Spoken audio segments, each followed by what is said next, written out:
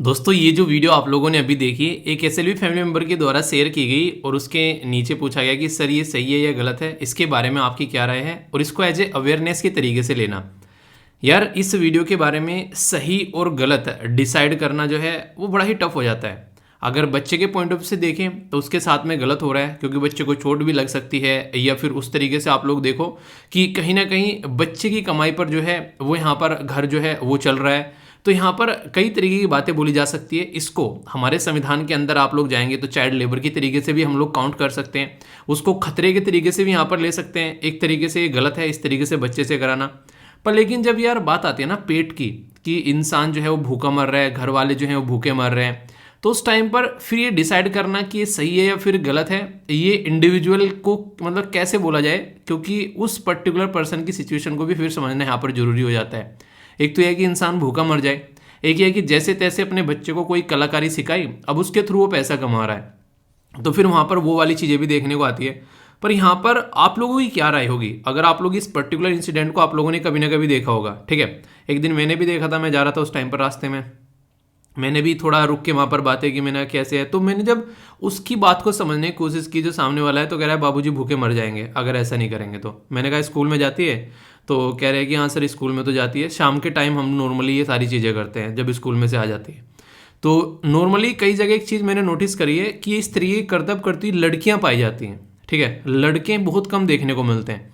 तो वो वाली चीज़ थोड़ी सी मुझे और फील हुई कि मतलब एक तरीके से चीज़ें आप लोगों को देखने को मिलती हैं। तो चलिए इसमें मतलब आप लोग क्या राय है, आप लोग खुद बताइए, आप लोग इसके बारे में क्या सोचते हैं और किस तरीके से आप लोग देखते हैं, और इसको एक एथिक के इशू के तरीके से भी आप लोग लेकर चल सकते हैं कि सोसाइटी में एक एथिकल इशू है। ऐसी ऐसी बहुत सारी प्रॉब्लम आप लोगों को देखने को मिलेगी, तो आप लोग इसको किस तरीके से देखोगे, मैं आप लोगों की राय जानना चाहता हूँ, दिल से जानना चाहता हूँ। क्योंकि कई बार ऐसी चीज़ें होती हैं मैं खुद स्टक हो जाता हूँ कि मैंने कहा यार सही है गलत है, किसके नज़रिए से सोचो इसको।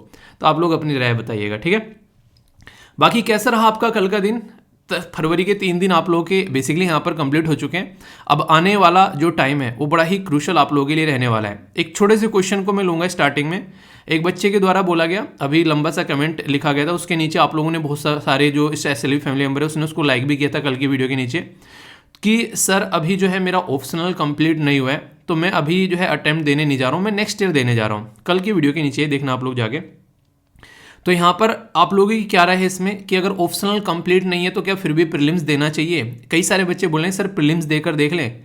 तो यार अगर आप लोगों को ऐसा लगता है कि जस्ट प्रीलिम्स देकर देखना है कि प्रीलिम्स कैसा होगा, तो ये बेतुकी बात होती है और बहुत ही बेतुकी बात होती है। ठीक है, अगर आप लोगों को देखना ही है तो पिछले 10 साल के 15 साल के पेपर हैं उनको उठाकर देख लो, पॉइंट नंबर 1। अगर यही वाला प्रीलिम्स देखना है तो आ जाएगा उस दिन बैठकर उसको देख लेना। खुद का अटेम्प्ट बेकार करने का कोई मतलब बनता नहीं है। हाँ, अगर आप लोग की एज जो है वो ऐसी हो चुकी है कि एज जो है आप लोग खत्म होने वाले और अटेम्प्ट बचे हुए हैं, फिर तो जाकर दे लो, कोई दिक्कत नहीं है। ठीक है, अगर आप लोगों को लग रहा है। पर लेकिन वैसे ये कोई बुद्धिमानी वाली बात नहीं मानूंगा मैं कि आप लोगों ने ऑप्शनल भी तैयार नहीं कराया अब तक, मतलब छुआ ही नहीं है, ऑप्शनल कंप्लीट ही नहीं हुआ आप लोगों का, और आप कह रहे हैं कि प्रीलिम्स देकर देख लेते हैं, अगले साल मेंस देकर देख लेंगे। देकर देखने वाली कोई बात ही नहीं होती यार। ये तो आप लोगों के पास में पेपर है, उनको देकर देख लो। दुनिया भर के टेस्ट पड़े हुए हैं पुराने यूपीएससी के, तो उनको देकर देख लो अगर आप लोग ऐसा लगना। मेरी ये पर्सनल राय है। अगर आप लोगों को फिर भी लग रहा है कि आप लोगों को लग रहा है कि नहीं जाकर देख के ना, तो फिर ऑल द बेस्ट यार, अच्छे से देख रहा हो। ठीक है, बाकी यहाँ पर बड़ी शानदार बात बोली गई है कि बोला गया है कि दूसरों को समझाना बेशक बुद्धिमानी हो सकती है, मगर खुद को समझाना ही जिंदगी का असली ज्ञान है। और मैं इसको मानता हूँ रियलिटी में। कई बार बहुत सारी चीज़ें ऐसी होती हैं जो मुझे मन करता है आप लोगों को बोलने का, पर लेकिन मैं नहीं बोलता हूँ। रीज़न क्या है, मैं खुद वो चीज़ नहीं कर रहा होता हूँ ज़िंदगी में। मुझे ये लगता है कि यार जब मैं खुद नहीं वो चीज़ कर रहा हूँ तो आप लोगों को कैसे बोल दूँ। ये बिल्कुल ऐसे ऐसे मॉर्निंग में उठ रहा हूँ मैं, आप लोगों के लिए लेक्चर तैयार कर रहा हूँ और मैं बोलने लगूँ कि मैं मॉर्निंग में तो उठ नहीं पा रहा हूँ, लेक्चर जो है बहुत लेट या फिर किसी भी मुद्दे की वजह से कुछ भी इशू हो रहा है मेरे साथ में, और मैं आप लोगों को बोल रहा हूँ आप लोग टाइम पे फॉलो करो अपना शेड्यूल। अपना खुद का शेड्यूल मेरे से फॉलो नहीं होता है और मैं आप लोगों को समझाया जा रहा हूँ। तो इंसान बोल तो देता है वो बात कि जैसे तैसे, पर लेकिन वो अंदर से फील होती है। कई बार ऐसा होता है मेरा खुद का शेड्यूल फॉलो नहीं होता, उस दिन ना मेरा मोटिवेशन भी देने को मन नहीं करता आप लोगों का। ये रियलिटी है। और ऐसा नहीं है कि सब बहुत ही परफेक्ट है, सबकी ज़िंदगी सही चलती रहती है। बहुत बार ऐसा होता है, बहुत सारी प्रॉब्लम हो जाती है, मैं खुद अपने काम जो है कंप्लीट नहीं कर पाता टाइम पर। उस दिन मतलब मैं कुछ ऐसा मोटिवेशन रखता हूँ जिसमें मुझे कुछ ऐसी बातें ना बोलनी पड़े कि आप लोग डिसिप्लिन में रहो। क्यों? क्योंकि मैं खुद डिसिप्लिन में नहीं था लास्ट डे में, अगर मैं काउंट करूँ तो ये चीजें हैं कि पहले अपने ऊपर चीजों को इंप्लीमेंट करो। उन्हें कहते हैं पहले अपने आप को सुधारो तब दुनिया को सुधारोगे। मैं बोलूँ कि दूसरों की हेल्प कर दो जाकर, पहले अपने आप को तो उस पोजीशन में लेकर आओ कि दूसरों की हेल्प हो सके। आप लोग खुद देखो हम कैसे समाज में आप लोग आज की डेट में रहते हैं। एक लड़की है, एक वो एक्टर थी जो आप लोगों ने दंगल मूवी में देखी, वो बैठी हुई थी बेसिकली एरोप्लेन के अंदर में, किसने उसको गलत तरीके से टच कर दिया, ठीक है, वो पूरे देश के अंदर में न्यूज़ बन गई कि उसको टच कर दिया है गलत तरीके से। बहुत सारे ऐसे केसेस हैं कि रेप कर कर मार कर फेंक दिया जाता है, एफआईआर तक भी दर्ज नहीं होती है उस पर्टिकुलर लड़की के बारे में। कई सारे ऐसे केसेस हैं। इवन मेरे पास में मेल भी आ रखे थे अभी, एक बच्चे के द्वारा सेंड किया गया था, सर इसके बारे में आप क्या बोलोगे, कि उस पर्टिकुलर लोकल एरिया में कई सारे ऐसे दूर दराज वाले एरिया में केस होते हैं, और कई सारे ऐसे जो ताकतवर लोगों के खिलाफ में केस होते हैं, मतलब वो ऐसे केस होते हैं कि ताकतवर लोग होते हैं अपोजिट में, तो कोई एफआईआर तक दर्ज नहीं करता है। तो यहाँ से आप लोगों को समझना पड़ेगा कि आप लोगों को अपनी ज़िंदगी कम से कम उस लेवल पर लेकर आनी है कि आप लोगों की लाइफ जो है वो मैटर करे। आप लोगों को जरा सा भी कुछ हो रहा है तो वहाँ पर एक तरीके से आप लोग एक ऐसे जोन में आओ कि उसको एकदम उस पर रिएक्शन हो सके, मतलब एक तरीके से एक्शन हो सके उसके ऊपर। जैसे कि वो एयरप्लेन में बैठी उसको टच भी कर दिया तो वो न्यूज़ बन गई और उसको बर्खास्त कर दिया उस इंसान को ट्रेवल करने से। तो ये पोजीशन आप लोगों को अपनी ज़िंदगी में खुद से मेहनत कर कर लेकर आनी पड़ेगी। ये ऐसे ही नहीं मिलने वाली है कि हाँ सबने बोल दिया ऐसे हो जाएगा और वैसे चीज़ें हो जाएंगी। तो आप लोगों को इसी चीज़ के लिए मेहनत करनी है ताकि अपनी लाइफ तो बदल ही सको, और अगर लगे ज़िंदगी में किसी की हेल्प भी करनी है तो वो भी आप लोग यहाँ पर कर सको। तो ये आप लोगों को इसी के लिए अपनी ज़िंदगी, वरना ज़िंदगी ऐसी रहेगी यार, इंसान ना ख़त्म हो जाता है, पता भी नहीं चलता है, कोई मैटर नहीं करती वो चीज़ें। तो इसी के लिए आप लोगों को पढ़ाई करनी है, अपनी ज़िंदगी को एक प्रोडक्टिव लाइफ बनाना है, ताकि कोई भी आकर कुछ भी आप लोगों की लाइफ के साथ में करके ना चला जाए और बस चल रही है ज़िंदगी। वो वाले पैटर्न आप लोगों को समझने पड़ेंगे। ये जो भी मैं बोलता हूँ मैं फिर बोल दूंगा, मेरी पर्सनल राय है, कई सारे बच्चे फिर उस पर कमेंट करते हैं, ताकि आप लोग अपने हिसाब से सोच सको कि आप लोगों की इसके बारे में क्या राय है, और अपनी राय भी आप लोग बताया करो, ठीक है, अच्छा लगता है। और बाकी कल के दिन को कितने मार्क्स देने वाले हो बताना, मैं देखूंगा कौन कौन जो है किस तरीके से अपना टाइम टेबल फॉलो करके चल रहा है, और उसी तरीके से अपने टाइम को फॉलो करके चलना है, ठीक है। और इसी के साथ में फीडबैक दे दिया करो, वीडियो आप लोगों को जैसे भी लगती है। इस पर्टिकुलर लेक्चर का आप लोगों को पीडीएफ मिल जाएगा हिंदी और इंग्लिश में, टेलीग्राम से जाकर डाउनलोड कर लेना। ये है टेलीग्राम, आप लोगों को यहाँ पर दिख रहा है, 1,70,000 से ज़्यादा मेंबर जुड़ चुके हैं, और यहाँ पर सारी पीडीएफ आप लोगों को मिल जाती है, ठीक है। आंसर राइटिंग किसी को करनी है तो ये आंसर राइटिंग वाला ग्रुप है, आप लोग यहाँ पर देखते हैं बहुत सारे बच्चे आंसर कर रहे हैं यहाँ पर अपना। आप लोग भी अपना आंसर पोस्ट करिए, और एटलीस्ट 2 आंसर कम से कम आप लोगों को एनालिसिस करने हैं। इससे आप लोग भी कुछ नया सीख पाओगे और सामने वाले को भी एक फीडबैक मिल जाएगा। तो ये आम के आम और गुठलियों के दाम वाली बात यहाँ पर हो जाती है, ठीक है। इसी के साथ में अगर मैं यहाँ पर बात करूँ, जो एक पर्टिकुलर ग्रुप है एसएलवीपीडिया, तो यहाँ पर भी बहुत सारी चीज़ें आप लोगों को मिलती है। अगर आप लोग देखोगे तो आर्टिकल्स वगैरह और भी कुछ चीज़ें आप लोगों को यहाँ पर जाकर देखने को मिलेगी, तो इसको भी ज्वाइन कीजिए। यहाँ पर कई बार हिस्ट्री के नोट्स वगैरह जो भी इंपॉर्टेंट चीज़ें मुझे लगती हैं वो आप लोगों के लिए प्रोवाइड करा दी जाती हैं, ठीक है। तो इसको भी आप लोग ज्वाइन कर सकते हैं। बात करें यहाँ पर एक छोटी सी और बात मैं बोलना चाहूँगा, यहाँ पर ये जो पर्टिकुलर वीडियो है आप लोगों के लिए यहाँ पर, जिसमें हम लोग पूरा जनवरी मंथ का करंट अफेयर यहाँ पर कवर करने वाले हैं with the help of MCQ. तो कई सारे बच्चों के द्वारा कई सारे सजेशन यहाँ पर दिए गए इसको लेकर, ठीक है। तो मैं सोच रहा हूँ कि जो सही टाइम मुझे लग रहा है कि आज दिन में इसको 11 बजे मैं पब्लिश करने वाला हूँ, ठीक है, ताकि सब जो है इसको अटैम्प्ट कर सकें। और जिसको शाम को अटैम्प्ट करनी होगी वो शाम को अपना देख लेना, पर मैं इसको 11 बजे पब्लिश करने वाला हूँ, क्योंकि थोड़ा सा लेके चल रहा हूँ कि दिन में ही आप लोग ये पेपर होने वाले हैं, ठीक है। वैसे तो 9:30 बजे सोच रहा था, पर लेकिन कई सारे बच्चों के द्वारा कई सारी बातें लिखी गई यहाँ पर, तो जिसके चलते मुझे 11 बजे एक सूटेबल टाइम लगा, ठीक है। प्राइम मिनिस्टर साहब की मन की बात भी 11 बजे आती है, तो आप लोग उस टाइम पर अपना थोड़ा टाइम भी सेट कर पाते हो, ठीक है। तो इसको उस टाइम देख लेते हैं। इंपॉर्टेंट पर्सनैलिटी है, वीडियो के एंड में इनके बारे में डिस्कस करूंगा, तो पहचानो कौन, देखता हूँ कौन बताते हैं। रिसेंटली ये अभी हमारे बीच में नहीं रहे, उसकी वजह से न्यूज़ में थे। वर्ल्ड कैंसर डे एक ऐसा डे होता है जो कि यहाँ पर सेलिब्रेट किया जाता है कैंसर की बीमारी को ख़त्म करने के लिए। 4 फरवरी को ये डे बेसिकली अवेयरनेस के तौर पर यहाँ पर सेलिब्रेट किया जाता है, और यहाँ पर वर्ल्ड कैंसर डिक्लेरेशन ये लिखा गया था 2018 में, तब से लेकर यहाँ पर ये चीज़ें देखने को मिलती है। अभी फिलहाल के टाइम पर अगर मैं आप लोगों से बात करूँ तो बात की जा रही है क्लोज द केयर गैप। देखिए कई बार क्या रहता है, कथनी और करनी में बहुत ज़्यादा फर्क रहता है, यानी कि जो चीज़ें होनी चाहिए और जो चीज़ें हो रही हैं उसमें बहुत बड़ा फर्क आप लोगों को देखने को मिलेगा। ऐसे ही एक गैप आप लोगों को यहाँ पर देखने को मिलता है, जो लोग हैं उनके इलाज में, और खासकर रियलिटी में जितने सारे एक तरीके से ना केयर मिलनी चाहिए उतने सारे लोगों को वो नहीं मिल पाती है, सब सौभाग्यशाली नहीं होते हैं।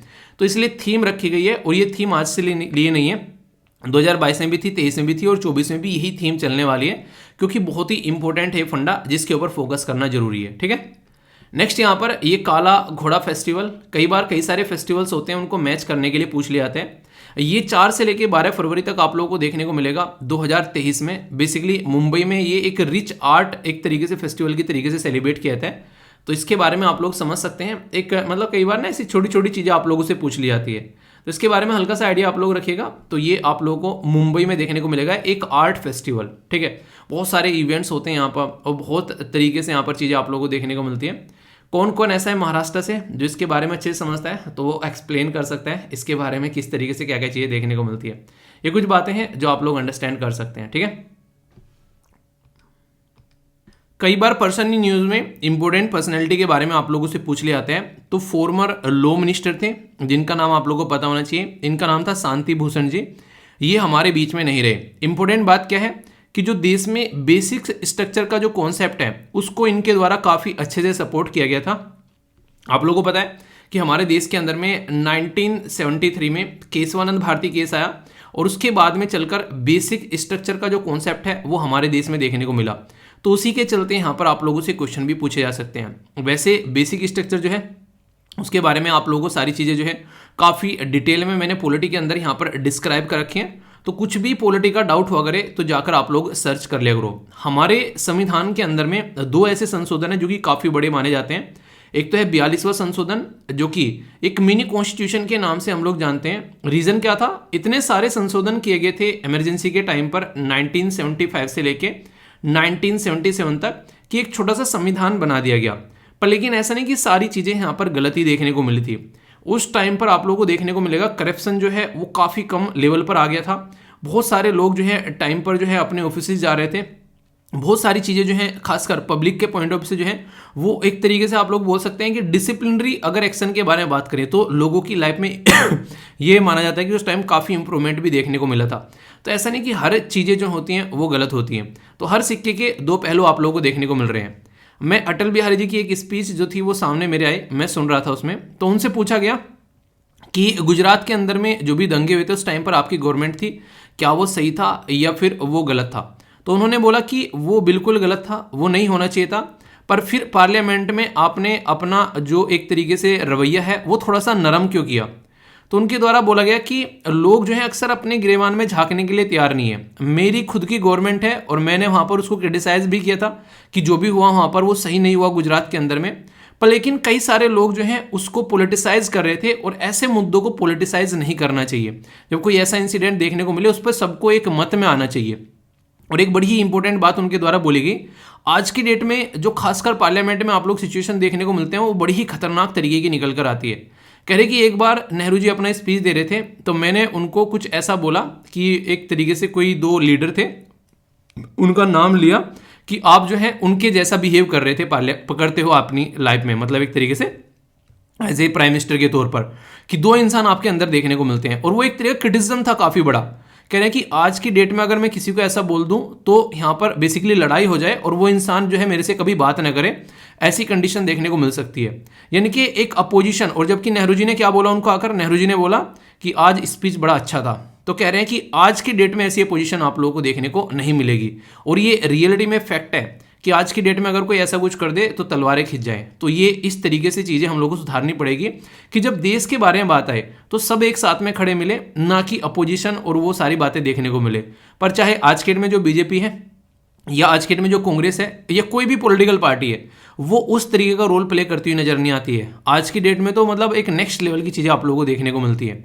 तो जो पुरानी जो पॉलिटिक्स थी ना, जब हमारा देश आज़ाद हुआ, इसीलिए उन पॉलिटिशियन को लोग जो है वो पूछते थे क्योंकि उनके द्वारा जो चीज़ें जो है बड़ी सिस्टमेटिक वे में लेकर चली गई थी।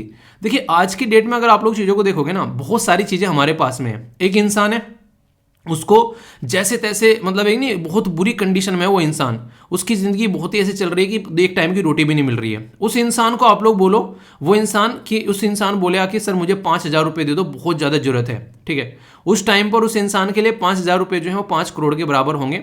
अगर उसकी लाइफ जो है वो दांव पर लगी हो, पता नहीं क्या होने वाला है नेक्स्ट टाइम में।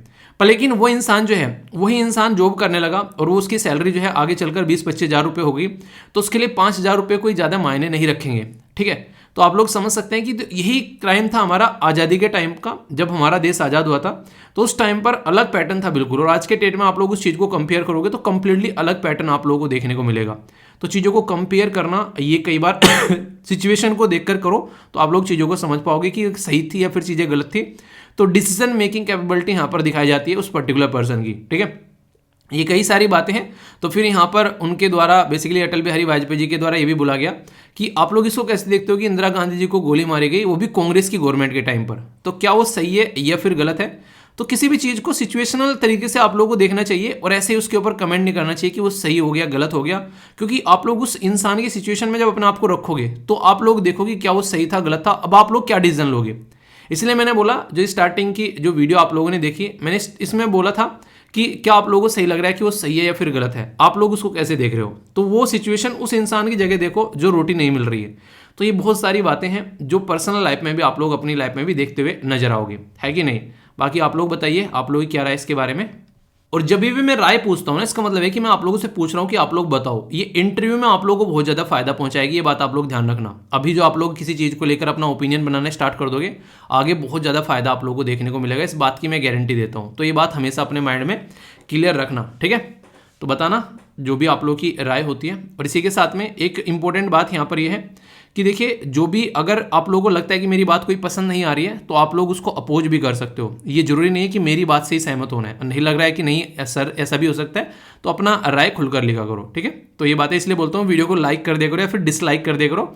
जो भी आप लोगों को लगता है थोड़ा कि लाइक ही करनी है, वीडियो पसंद आ रही है, डिसलाइक करो यार पसंद नहीं आ रही है, तो उसके पीछे रीजन बोलता हूँ, क्योंकि उससे आप लोगों को आज़ादी है, आप लोग जिस तरीके से उसको लेके चलते हो, ओके। ये आर्टिकल स्टार्ट करने से पहले मैं आप लोगों को एक छोटी सी स्टोरी सुनाता हूँ। क्या आप लोगों को पता है कि अमेरिका के अंदर में महिलाओं को अपना वोट का अधिकार लेने के लिए बहुत बड़ा आंदोलन चलाना पड़ा था, और तब जाकर यहाँ पर उनकी जो कांग्रेस थी उनके द्वारा उसको पास किया गया 1919 में, और आगे चलकर फिर उसको बेसिकली 1920 में 19th अमेंडमेंट के थ्रू उनको वोटिंग राइट मिला। यानी कि लड़कों को तो वोटिंग राइट था पर लेकिन लड़कियों को वोटिंग राइट नहीं था। तो यहाँ से आप लोग क्या समझ में आता है कि अमेरिका जैसा देश जिसको हम लोग बोलते हैं कि बहुत डेवलप्ड देश है, वहाँ पर भी लड़कियों को अपने अधिकार के लिए लड़ना पड़ा था कि हमको भी वोटिंग राइट दो, हम भी तुम्हारे जैसे ही हैं। ये बात अमेरिका की नहीं है, ये बात आप लोगों को ऑल ओवर वर्ल्ड में देखने को मिलेगी। अभी हमारे यहाँ पर अगर मैं बात करूँ आप लोगों से, जो आर्मी के अंदर में महिलाओं को अपनी जगह बनाने के लिए उनको भी सुप्रीम कोर्ट का दरवाजा खटखटाना पड़ा, और सुप्रीम कोर्ट के द्वारा एक केस था जिसको बबीता पूनिया वर्सेस एक तरीके से यूनियन ऑफ जो इंडिया का केस आप लोग बोलते हैं 2020 का, उसके बाद में उनको जो है परमानेंट कमीशन मिला। उससे पहले उनको परमानेंट कमीशन नहीं दिया जा रहा था। अब यहाँ पर हमारी कंट्री में जो महिलाएं हैं, जो लड़कियां हैं, वो कंधे से कंधा मिलाकर चल सकती हैं। तो इसी के ऊपर ये आर्टिकल है। बोला गया कि जो महिलाएं हैं उनको कमांड रोल दिए जा रहे हैं इंडियन आर्मी के अंदर में, तो ये काफ़ी रिमार्केबल अचीवमेंट है। तो इसके बारे में आर्टिकल इंडियन एक्सप्रेस के अंदर भी पब्लिश किया गया, और ये इसी तरीके का एक आर्टिकल जो है वो हिंदू के अंदर भी पब्लिश किया गया। तो दोनों आर्टिकल को कंबाइन कर मैं डिस्कस करने वाला हूं, काफ़ी अच्छे से आप लोग यहाँ पर इसके बारे में जानेंगे। कोई भी डाउट आप लोगों को देखने को नहीं मिलेगा। ये जो पर्टिकुलर टॉपिक है जीएस पेपर 1 जो वुमेन इंपावरमेंट के बारे में हम लोग बात करते हैं, वहां से आप लोग कनेक्ट करके देख सकते हैं आखिर ये न्यूज़ में क्यों आ गया। अब जब फिलहाल ये न्यूज़ में इसलिए आया क्योंकि अभी यहाँ पर जो वैकेंसी थी वो 108 वैकेंसी थी, और सिलेक्शन बोर्ड बनाया गया था जो महिलाओं के लिए यहाँ पर एक तरीके से वुमेन ऑफिसर जो स्पेशल जो सिलेक्शन बोर्ड बनाया गया था 9 जनवरी से 22 जनवरी तक का बेसिकली। तो उसमें लेफ्टिनेंट से कर्नल रैंक तक का उनका प्रमोशन करना था। तो टोटल मिलाकर 244 महिलाओं को वहाँ पर उसमें बेसिकली पार्टिसिपेट किया गया, और 108 जो है उनका यहाँ पर प्रमोशन होना था। तो यहाँ पर इसके लिए ये पर्टिकुलर प्रोसीजर चला, तो इस रैंक तक महिलाएं पहुंच पा रही हैं, तो ये एक तरीके से उनके लिए अचीवमेंट है। देखिए सबसे बड़ी बात क्या होती है आप लोग खुद देखो, कई जगह ये होता है कि एक तरीके से जो लड़का है उसको वो चीज़ आसानी से मिल जाती है, ऐसा लगता है कि उसको उसके लिए कुछ करने की जरूरत ही नहीं है। तो आप लोगों को ये देखने को मिलेगा वो ऐसा लगता है कि उसके लिए ही बनी है वो पर्टिकुलर चीज़ें, पर लेकिन अगर वही चीज़ अगर लड़की को चाहिए तो उसको मशक्कत करनी पड़ेगी उस चीज़ के लिए। तो ये आप लोग समझ सकते हैं। तो कहने का मतलब यहाँ पर सीधा सीधा ये है कि हम लोग एक पुरुष प्रधान यानी कि पैट्रियार्कल सोसाइटी में रहते हैं, जहाँ पर महिलाओं को कई बार अपने अधिकार पाने के लिए कई बार उनको लड़ना पड़ता है, कई बार नॉर्मल तरीके से, तो कई बार कोर्ट का भी सहारा लेना पड़ता है। तो ऐसा ही एक सहारा लिया गया यहाँ पर लड़कियों के द्वारा, जिसके चलते अब उनको एयरफोर्स, इवन नेवी में उनको सेलर की भी रैंक जो यहाँ पर अभी मिल रही है उसके अग्निपथ स्कीम के तहत में। तो ये काफी बड़ा अचीवमेंट आप लोग बोल सकते हैं। इवन मिलिट्री पुलिस में भी उनको जो है अभी आगे आने वाले टाइम में इंक्लूड करने की बात यहाँ पर की जा रही है। अब से पहले अगर मैं आप लोगों को बात करूं, बहुत ही बड़ा कुछ चेंज आप लोगों को देखने को मिला करता था, मेडिकल और डेंटल। वो नहीं कहते कि लड़कियों को बस मेडिकल उसमें रखो, उनको ग्राउंड पे मत उतारो, लड़ नहीं पाएंगी। पर लेकिन उनके द्वारा फिर से यहाँ पर बेसिकली हिम्मत की गई, अपनी आवाज उठाई गई।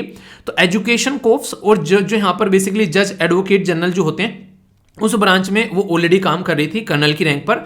अभी आगे आने वाले टाइम में उनको कमांड और इसी के साथ में जो फ्रंट रोल भी यहाँ पर प्रोवाइड कराए जा रहे हैं। तो इसके चलते यहाँ पर ये सारा पैटर्न आप लोगों को देखने को मिल रहा है। यानी कि जो आज की डेट में अगर मैं आप लोगों से बात करूं, ऑलरेडी अमेरिका के अंदर में यहाँ पर जो महिलाएं हैं वो कमांड रोल में आप लोगों को देखने को मिलती हैं।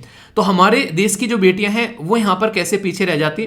तो इसके चलते बबीता पूनिया का केस आप लोग याद रखिएगा, ये क्वेश्चन भी आप लोगों से पूछा जा सकता है। 2020 का केस है यहाँ पर, बबीता नहीं है जो आप लोगों ने दंगल मूवी देखी उसमें बबीता, ठीक है, तो वो वाले उससे कनेक्ट करके थोड़ा याद रखना, वहां पर उन्होंने दंगल जीता, तो यहाँ पर इनके द्वारा अपना जो केस जीता गया।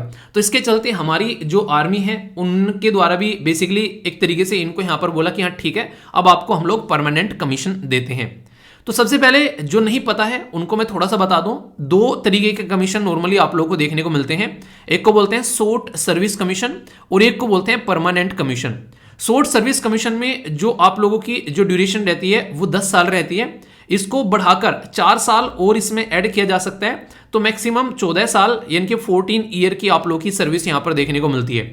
पर लेकिन परमानेंट कमीशन में ऐसा नहीं है, वहां पर तो बोला ही गया कि मिनिमम 20 साल तक तो आप लोगों को जॉब करनी ही करनी पड़ेगी, और इसके बाद में फिर जो भी रिटायरमेंट की एज होगी उस टाइम पर आप लोग रिटायर होकर आओगे आराम से। यानी कि यहां पर तो 10 साल है और मैक्सिमम 14 कर सकते हैं, वहां पर कंपलसरी है कि 20 से पहले छोड़कर आप लोग आ ही नहीं सकते हैं। तो ये आप लोगों को यहां पर देखने को मिलेगा।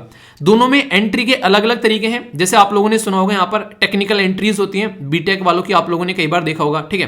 तो यहाँ पर आप लोगों को सीडीएस की ओटीए वाली एंट्री आप लोगों को देखने को मिलेगी। यहाँ पर एनडीए 10+2 जो एंट्री होती है एक तरीके से, और इसी के साथ में जो टेक्निकल ग्रेजुएट एंट्री, तो ये आप लोगों को कई सारी एंट्री यहाँ पर देखने को मिलती है। तो यानी कि बहुत सारे तरीके हैं हमारे देश में अगर आप लोग यहाँ पर जाना चाहते हैं आर्मी, एयरफोर्स और नेवी के अंदर में। इसी के साथ में जो आप लोगों को देखने को मिलेगा, जो एनसीसी का सी सर्टिफिकेट आप लोगों के पास में होता है, उसके लिए भी कई बार जो है आप लोगों को एक अच्छी अपॉर्चुनिटी मिलती है यहाँ पर, ताकि आप लोग आर्मी के लिए सर्व कर सको। पर लेकिन अगर मान लीजिए कोई शॉर्ट सर्विस में सिलेक्शन हो गया तो क्या वो परमानेंट में जा सकता है, और जो परमानेंट में हो गया तो क्या वो शॉर्ट सर्विस कमीशन में आ सकता है? इसके लिए क्या कोई प्रोविजन है? आप लोग बताइए, देखता हूं कौन कौन यहां पर इसके बारे में बताता है। ये भी इसके बारे में कुछ कुछ बातें आप लोगों को देखने को मिलेगी, खासकर अगर कोई यहां पर आ चुका है शॉर्ट सर्विस कमीशन के अंदर में, तो शॉर्ट सर्विस कमीशन जो है वो उनको एलिजिबल है आगे चलकर 10 साल के बाद में, अगर उनका गुड एक तरीके से ट्रैक रिकॉर्ड अच्छा है, एनुअल कॉन्फिडेंशियल जो रिपोर्ट होती है वो सही है, तो यहां पर उनको आगे चल के परमानेंट कमीशन मिल सकता है। यानी कि शॉर्ट सर्विस कमीशन वालों को परमानेंट कमीशन मिल सकता है। पर अगर परमानेंट कमीशन वाला इंसान चाहे कि यार नहीं बस बहुत हो गया, मुझे जो चीजें करनी थी वो मुझे पसंद नहीं आ रही है, मुझे शॉर्ट सर्विस कमीशन में जाना है, तो उसको शॉर्ट सर्विस कमीशन में अलाउ नहीं किया जाएगा। तो ये कुछ ऐसे फैक्ट्स और फिगर हैं जिसके बारे में आप लोगों को पता होना चाहिए, क्योंकि जब स्टेटमेंट देकर आप लोगों से पूछा जाएगा कि ऐसा कुछ हो सकता है, और यूपीएससी खेलती है इस मैटर में आप लोगों से, आप लोगों ने अक्सर देखा होगा, तो माइंड में कंफ्यूजन नहीं होगा। एक बच्चा कह रहा है कि सर हर जगह यूपीएससी क्यों बोलते हो? ये बोलते हैं क्योंकि स्टेट पीसीएस खेलता है। देखो यार, आप लोगों को एक बात बता दूं, अगर आप लोग एवरेस्ट पर चढ़ गए ना, एवरेस्ट के लिए अगर आप लोगों ने अपने आप को तैयार कर लिया, तो भाई साहब दुनिया की सारी पहाड़ियां आप लोग चढ़ जाओगे, क्योंकि एवरेस्ट इतनी खतरनाक पहाड़ी आप लोगों को देखने को मिलती है। तो कहने का मतलब ये कि अपने आप को उस लेवल के लिए तैयार करो। फिर कोई भी अगर नीचे के लेवल के लिए आप लोग तैयारी कर रहे हो ना, किसी भी स्टेट पीसीएस के लिए, आप लोग बैंक पीओ, आप लोग बेसिकली आरबीआई के लिए, या फिर कोई भी एग्जाम के लिए, तो फिर वो आप लोगों को आसान लगने लगेगा। तो अपना लेवल थोड़ा सा बढ़ाकर जब आप लोग चलते हो, वो नहीं कहते अगर आप लोगों को 10 किलोमीटर की रेस करनी है तो कम से कम 15 किलोमीटर दौड़ना स्टार्ट करो, 10 किलोमीटर फिर आप लोगों को हलवा लगने लगेगा। ये बिल्कुल ऐसे ही है, इसी को प्रैक्टिस कहते हैं। तो इसमें आप लोग अपने आप को बांध कर रखिए, फिर आप लोगों को सारी चीजें आसान लगने लगेगी, ठीक है। अगर आप लोग स्टार्टिंग से उस लेवल पर चलोगे तो फिर कुछ नहीं होने वाला है। कहते नहीं कि एक तरीके से कि जो चांद की चाह रखते हैं तारे तो उनको मिल ही जाते हैं, तो वही कंडीशन आप लोग देखते हैं। तो हमेशा गोल थोड़ा सा हाई रखो, और एपीजे अब्दुल कलाम सर के द्वारा तो यार बोला भी गया है कि भाई साहब इस पर कौन सा टैक्स लग रहा है, बस ये बता दो। गोल पर तो हाई करने पर कोई टैक्स नहीं है ना, अगर गोल हाई करने पर टैक्स लगा करता तो समझ में आता कि यार छोटा कर लेते हैं, ज़्यादा बड़ा करेंगे तो टैक्स लग जाएगा। ये तो आप लोग की चाह है, जमीन से लेकर आसमान तक सब कुछ खुला हुआ है, जहाँ तक आप लोग ऊंची उड़ान भरना चाहते हैं तो आप लोग भर सकते हैं। ये आप लोगों के ऊपर डिपेंड करता है कि आप लोग कितनी बड़ी चाह बना सकते हैं अपनी। ऊपर वाले ने कोई डिसाइड करके नहीं भेजा है, ब्लैंक सीट है आप लोगों की जिंदगी। जैसी अपनी किताब आप लोग लिखेंगे वैसे ही वो छपेगी। तो आप लोगों के हाथ में है कलम और पेन, और लिखिए अपनी शानदार तरीके से जिंदगी जैसी आप लोग चाहते हैं, और शानदार तरीके से उसको एंजॉय करिए। ये एक स्लाइड आप लोगों के लिए लगाई है, अगर कभी बैठकर आप लोग पढ़ोगे कि 1992 से वुमेन को यहाँ पर बेसिकली लड़ाई लड़नी पड़ी थी, तब जाकर उनको 5 साल के लिए ऐड किया गया था। और ये जो जर्नी है यहाँ पर आप लोगों को देखती हुई यहाँ पर नजर आई।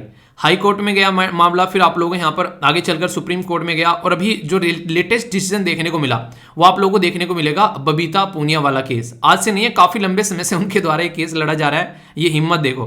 तो अगर आप लोग इस तरीके से चीजों को लेकर चलते हो तो at the end of the day जीत होती है। और उसके सामने आप लोगों ने देखा होगा अभी सब जगह यहाँ पर ये सारी बातें निकल कर आई है, ठीक है। तो इसको आप लोग यहाँ पर समझ सकते हैं। बाकी अगर मैं आप लोगों को बताऊं कि हमारे देश में अगर वुमेन के बारे में आप लोग बात करें, पार्टिसिपेशन के बारे में, तो कुछ कुछ पैटर्न आप लोग यहाँ पर इसके बारे में समझ सकते हैं। जैसे कि अगर आप लोगों से कोई बोले कि हमारे देश में अगर फिलहाल जैसे कि 2022 के डेटा के हिसाब से अगर हम लोग बात करें, जो ऑफिसर है हमारे देश के अंदर में, उसके बारे में यहाँ पर बताए गए हैं किस किस कैटेगरी में कितने कितने ऑफिसर्स यहाँ पर देखने को मिल रहे हैं। खासकर वुमेन की बात करें तो आर्मी के अंदर अगर आप लोग जाएंगे तो ये अलग अलग कैटेगरी में यहाँ पर बताया गया कि कहाँ कहाँ पर कितने ऑफिसर हैं, ठीक है। बाकी नेवी के अंदर अगर आप लोग देखेंगे, नेवी एक बात यहाँ पर ध्यान रखिएगा, यहाँ पर नेवी, आर्मी और एयरफोर्स में तीनों में आप लोगों को अलग अलग डिफरेंस यहाँ पर नजर आएगा। सबके अपने अपने क्राइटेरिया होते हैं, ठीक है। तो ये तो टोटल आप लोगों को आर्मी का देखने को मिल रहा है, टोटल अगर यहाँ पर लगाओगे। पर लेकिन यहाँ पर नेवी में भी आप लोग देखते हैं 6% के करीब, और यहाँ पर अगर एयरफोर्स में टोटल मिलाकर लगभग 13.5% के करीब आप लोगों को देखने को मिल रहा है। और नॉर्मली हम लोग क्या कर रहे हैं, हम लोग ये कहते हैं कि रिजर्वेशन के बारे में जब हम लोग बात कर रहे थे पार्लियामेंट के अंदर में, तो 33% रिजर्वेशन जो है वो यहाँ पर लड़कियों को देना चाहिए, ठीक है। तो यहाँ पर एटलीस्ट आप लोग बोले तो 30% जो है हमारे देश की जो महिलाएं हैं उनको अगर यहाँ पर अधिकार मिले तो आप लोग देख सकते हैं कि उनके सामने एक नई अपॉर्चुनिटी खुलकर यहाँ पर आएगी, ठीक है। तो उसी के चलते यहाँ पर बात की जा रही है। और जब यहाँ पर हम लोग बोलते हैं सुप्रीम कोर्ट ने जब यहाँ पर बोला परमानेंट कमीशन यहाँ पर बनाना है, तो उस टाइम पर भी पहले तो ये बातें की गई कि इसके लिए पहले हम लोग को टाइम चाहिए, क्योंकि अगर टाइम नहीं मिलेगा तो हम लोग कैसे चीज़ों को सेटल करेंगे। तो सबसे पहले टाइम की जरूरत होती है, क्योंकि महिलाओं के लिए अगर आप लोगों को चीज़ें स्टार्ट करनी है तो उसी तरीके का वहाँ पर फिर सिस्टम होना चाहिए उनकी ट्रेनिंग के लिए। उनका पर्टिकुलर अगर मेडिकल कंडीशन कोई बनती है उसके लिए वॉशरूम, टॉयलेट फैसिलिटी, वो सारी परमानेंट उनकी सिक्योरिटी के लिए वो सारी चीज़ें आप लोगों को वहाँ पर सिस्टमेटिक वे में प्रोवाइड करानी पड़ेगी। तो इसलिए कई जगह सिचुएशन ऐसी रहती है कि हाँ उस चीज को समझना पड़ता है। अभी आप लोगों से मैंने एक डिस्कस की थी एक पर्टिकुलर जो हमारे देश की बेटी का नाम, कि उनको पहली महिला बनी है जिनको हिमालयन वाले रीजन में, बर्फीले जो तूफानों वाले रीजन में उनकी पोस्टिंग की गई है, ठीक है। काफी ज्यादा एक तरीके से वायरल भी हुई थी उनकी फोटो उस दिन। आप लोग बताइए उनका नाम क्या है, तो देखता हूं कौन कौन यहां पर बता पाता है। दो जो बातें आप लोगों को थोड़ा सा डाउट में डाल सकती है उनको भी क्लियर करता हूं। अगर बात करें हम लोग कमांडिंग यूनिट के बारे में, तो इसका मतलब ये होता है कि हमारे नीचे कई सारे लोग जो हैं वो काम करते हुए नजर आएंगे, हमारे हाथ में कमांड आ चुकी है। तो अगर कोई कर्नल की रैंक पर पहुंच जाता है तो एलिजिबल होता है ट्रूप को कमांड करने के लिए यहां पर। तो कर्नल की रैंक इसीलिए इंपॉर्टेंट है और इसीलिए डिस्कस की जा रही है कि क्या महिलाओं को हम लोग कर्नल की रैंक तक यहां पर पहुंचाना चाहिए। तो कर्नल की रैंक तक उनको यहां पर पहुंचाया जा रहा है, जिसके चलते ये चीजें आप लोगों के सामने यहां पर निकल कर आ रही है। तो कर्नल की रैंक तक पहुंचने का फायदा यह है कि तुम कमांडिंग रोल में यहां पर फिर आ जाते हो, ठीक है। तो इसके चलते यहां पर आप लोग समझ सकते हैं काफी शानदार तरीके से चीजें जो हैं वो आगे बढ़ती हुई नजर आती हैं।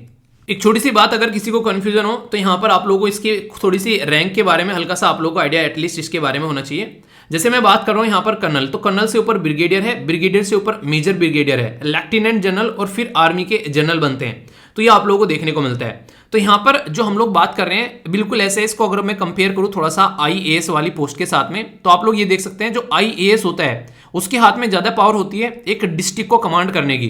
पर लेकिन जो सेक्रेटरी होते हैं उनके बारे में ज्यादा आप लोगों ने नहीं सुना होगा, ठीक है। वो पर्टिकुलर गवर्नमेंट से डायरेक्ट कॉन्टैक्ट में रहते हैं, वहां पर काम करते हैं, पर जो ग्राउंड लेवल पर काम करता है वो आर्मी करता है। तो इसी तरीके की रैंक आप लोगों को यहाँ पर कर्नल की रैंक देखने को मिलेगी, ठीक है। तो ये आप लोग याद रखिएगा। तो बोला गया कि एक यूनिक अपॉर्चुनिटी है कर्नल की रैंक में, अगर हम लोग कंपेयर करते हैं ब्रिगेडियर और मेजर जनरल के साथ में। तो ये यहाँ पर एक डिफरेंस बताने की कोशिश की गई है। पर अब तक भी हम लोग आर्मी में अगर बात करें यहाँ पर आप लोगों को एक चीज देखने को मिलेगी कि कॉम्बैक्ट के रोल में खासकर अब तक भी उनको अलाउ नहीं किया जा रहा है। इन्फेंट्री जो खासकर आप लोग मैकेनाइज वाले एरिया में आप लोग बात करें तो जो कोर कॉम्बैक्ट रोल है अब तक भी हम लोग यहाँ पर लड़कियों को उसमें अलाउ नहीं कर रहे हैं, पर लेकिन आने वाले टाइम में बोला गया है कि यहाँ पर उनका भी आप लोगों को पार्टिसिपेशन देखने को मिलेगा। तो ये एक अच्छी शुरुआत आप लोग यहाँ से बोल सकते हैं आने वाले टाइम में। अभी आप लोगों ने गणतंत्र दिवस की परेड किस किस ने देखी, जरा ये बताओ। उसमें आप लोगों ने देखा होगा जो हमारे देश की बेटियां हैं वो काफी आगे अब की बार यहां पर नजर आई और सरकार ने भी इस चीज को काफी सपोर्ट किया है। अगर बात करूं यहां पर इंडियन नेवी और इंडियन एयरफोर्स के बारे में तो उन्होंने भी यहां पर सारी ब्रांच जो है वो लगभग यहां पर खोल दी है महिलाओं के लिए, ताकि उनका पार्टिसिपेशन हर लेवल पर यहां पर देखने को मिले। देखिए फिर भी नेवी और एयरफोर्स में ये चीज आसान है एज कंपेयर टू आर्मी, आप लोग ये समझ सकते हैं। नेवी जो रहेगी वो हमारे बॉर्डर एरिया को प्रोटेक्ट करने का काम करती है, वहां पर इतनी दिक्कत नहीं देखने को मिलती है। और एयरफोर्स जो रहती है वो एक तरीके से आप लोग देखते हैं डायरेक्टली किसी के कॉन्टेक्ट में या ग्राउंड लेवल पर की वो लड़ाई करना पड़ेगा। पर आर्मी में पाकिस्तान और चाइना बॉर्डर पर आप लोग देखते हैं कैसी झड़पें देखने को मिलती है, तो वहां पर थोड़ा सा क्रिटिकल सिचुएशन आप लोगों को देखने को मिल जाती है। तो इसलिए थोड़ा सा उसको सोच समझकर चीजें आगे बढ़ाई जा रही हैं। एयरफोर्स में भी ऑल ब्रांचेस के लिए वुमेन ऑफिसर जो है फाइटर स्ट्रीम के लिए भी यहाँ पर न्यू वेपन स्ट्रीम्स ब्रांच के लिए भी उनको अलाउ किया जा रहा है। तो उसके लिए जो एलिजिबिलिटी है वो सारी चीजें हैं उनको फुलफिल कर रहे हैं, तो आगे बढ़ाया जाएगा। अभी ये हमारी जो पैटर्न आप लोगों को देखने को मिल रहे हैं यहाँ पर अगर बात करें तो हम लोग कहीं ना कहीं उन देश के साथ में अपने आप को कंपेयर कर पा रहे हैं, जैसे यूएसए हो गया, यूके हो गया, रसिया हो गया, इजराइल हो गया। यहां पर महिलाओं को अलाउ करते हैं कॉम्बैक्ट पोजीशन भी होल्ड करने के लिए जो नेशनल आर्म फोर्स है उनकी। तो यानी कि हम भी कल को इसी पोजीशन में आकर रहेंगे, हम भी बोल देंगे कि हाँ भाई साहब हमारी जो महिलाएं हैं, हमारी जो बेटियां हैं वो भी पीछे नहीं है, उनको भी हम लोग कॉम्बैक्ट रोल में उतार रहे हैं। तो वो भी वहां पर एक काफी शानदार परफॉर्मेंस जो है वो दे रही है। किसी भी मायने में हम लोग ये नहीं बोलेंगे कि हमारी जो बेटियां हैं वो पीछे हैं यहाँ पर, ठीक है। तो ऐसा बोल सकते हैं कि यहाँ पर ऐसा है जैसे कि आप लोगों को देखने को मिलेगा बिल्कुल सेम पोजीशन में हमारी बेटियां भी आप लोगों को हर जगह नजर आएंगी। और जब यहां पर ये पार्टिसिपेशन होता है तो आप लोगों को देखने को मिलेगा ऑफिसर या फिर नॉन कमीशन जो ऑफिसर्स होते हैं उनको सारे रोल कॉम्बैक्ट या फिर स्पेशल फोर्सेस के रोल भी यहां पर प्रोवाइड कराए जाते हैं। तो हर जगह आप लोगों को यहां पर ये सिचुएशन देखने को मिलेगी। तो ये काफी बड़ी बात है जिसके बारे में ऑलरेडी आप लोगों को देखने को मिलेगा यूपीएससी क्वेश्चन पूछ चुकी है। ठीक है, अभी आप लोगों को दिखाता हूं। इन चीजों को ध्यान देते हुए यूपीएससी ने 2021 में यहां पर क्वेश्चन पूछा। आप लोगों को पता है देश की आजादी में महिलाओं के द्वारा बढ़ चढ़कर पार्टिसिपेशन किया गया, तो उसी से यहां पर क्वेश्चन भी काफी अच्छा बनाया गया है। बोला गया कि हालांकि स्वतंत्रता के बाद भारत में महिलाओं ने विभिन्न क्षेत्रों में उत्कृष्ट प्रदर्शन किया है, यानी काफी शानदार उनका प्रदर्शन रहा, पर फिर भी आप लोगों को देखने को मिलेगा यहाँ पर आज की डेट में हम लोगों को कुछ ऐसे एरिया हैं जिनमें काम करना है। लेकिन महिलाओं और नारीवादी आंदोलन के प्रति सामाजिक जो रवैया रहा वो पैट्रियार्कल यानी कि एक तरीके से पितृसत्तात्मक रहा, यानी कि उनको ज्यादा अच्छे लेवल पर वो पार्टिसिपेशन नहीं दिया जाता है कई जगह जो उनको पार्टिसिपेशन चाहिए। अगर उनको पार्टिसिपेशन देना है क्या है, आप लोग खुद सोचो। अगर एक लड़की एक बेटी जो है वो एजुकेटेड है तो आगे चलकर वो कुछ भी काम कर सकती है। अगर उसकी एज है तो आर्मी में जा सकती है, एनडीए में जा सकती है, एनडीए के थ्रू जा सकती है, या फिर आप लोगों नेवी एयरफोर्स में पार्टिसिपेट कर सकती है, इंजीनियर बन सकती है, डॉक्टर बन सकती है, या फिर वो यूपीएससी क्लियर कर आईएएस बन सकती है, वो पॉलिटिशियन बन सकती है। तो एजुकेशन जो है वो एक बेसिक नीड है, हालांकि पॉलिटिशियन के लिए नहीं, पर फिर भी अगर बात करें यहां पर मैं थोड़ा सा बोलना चाहूंगा स्टार लगाकर, उसको अदरवाइज मत लेना।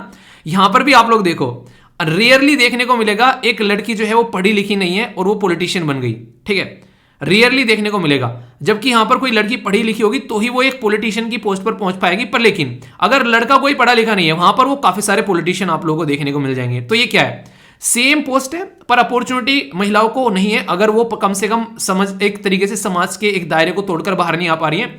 तो इसलिए यहां पर एजुकेशन जो है बहुत ही जरूरी है यहां पर महिलाओं को, अगर हम लोग इस पोजीशन में देखना चाहते हैं। तो इसके चलते क्या क्या प्रीवियस बदलना चाहिए, तो कहां कहां पर आप लोग इसके बारे में लिख सकते हैं।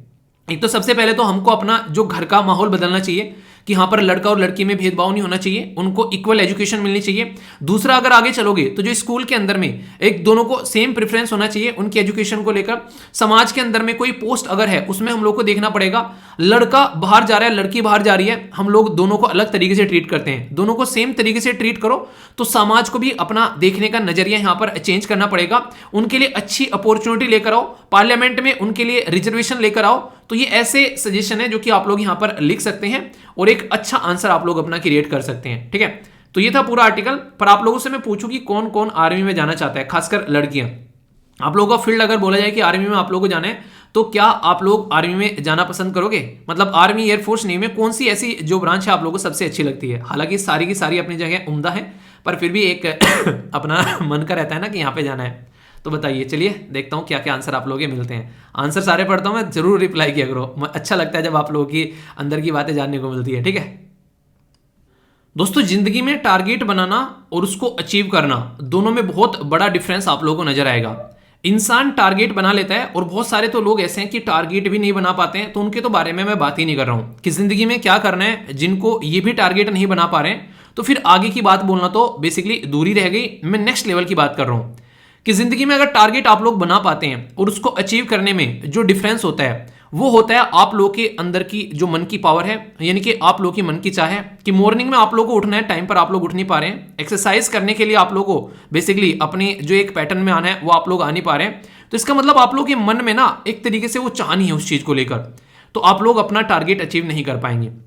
ये कंडीशन देखने को मिलती है कई बार। ये सेम पैटर्न मैं क्यों बता रहा हूं यहां पर, क्योंकि हमारे देश के द्वारा भी कई सारे ऐसे टारगेट रखे गए हैं टाइम टू टाइम कि कुछ बीमारियों को खत्म करना है। जैसे कि यहां पर मिजल्स हो गया, रुबेला हो गया, इसके लिए टारगेट रखा गया था 2020 के अंदर में कि डेडलाइन है यहां पर, इससे पहले पहले इसको निपटा देंगे। और अभी ये सेम डिस्कशन कर रहा हूं मैं आप लोगों को 2023 के अंदर में। तो इंपॉर्टेंट टॉपिक रहेगा जीएस पेपर 2 के साथ में, हेल्थ के साथ में आप लोग इसको कनेक्ट करके देख सकते हैं ताकि आप लोग इसको अच्छे से अंडरस्टैंड कर पाए। मीजल्स और जो रुबेला है ये काफी एक खतरनाक तरीके की बीमारी आप लोगों को देखने को मिलती है, खासकर स्किन से रिलेटेड और भी कई जगह इंपैक्ट डालती हैं। जैसे कि अगर इसके बारे में बात करूं तो आप लोगों को नमूनिया और डायरिया नॉर्मली देखने को मिलता है जब हम लोग बात करते हैं इसके बारे में, मीजल्स के बारे में। और रुबेला के बारे में बात करें तो हार्ट में डिसऑर्डर आप लोगों को देखने को मिल सकता है। दोनों की वजह से यहां पर ब्रेन डैमेज हो सकता है, सुनना बंद हो सकता है, और इसी के साथ में यहां पर आंखों की रोशनी भी जा सकती है। इससे आप लोग अंदाजा लगा सकते हैं कितनी खतरनाक बीमारी है यहां पर, अगर आप लोग इसके बारे में डिस्कस करेंगे तो।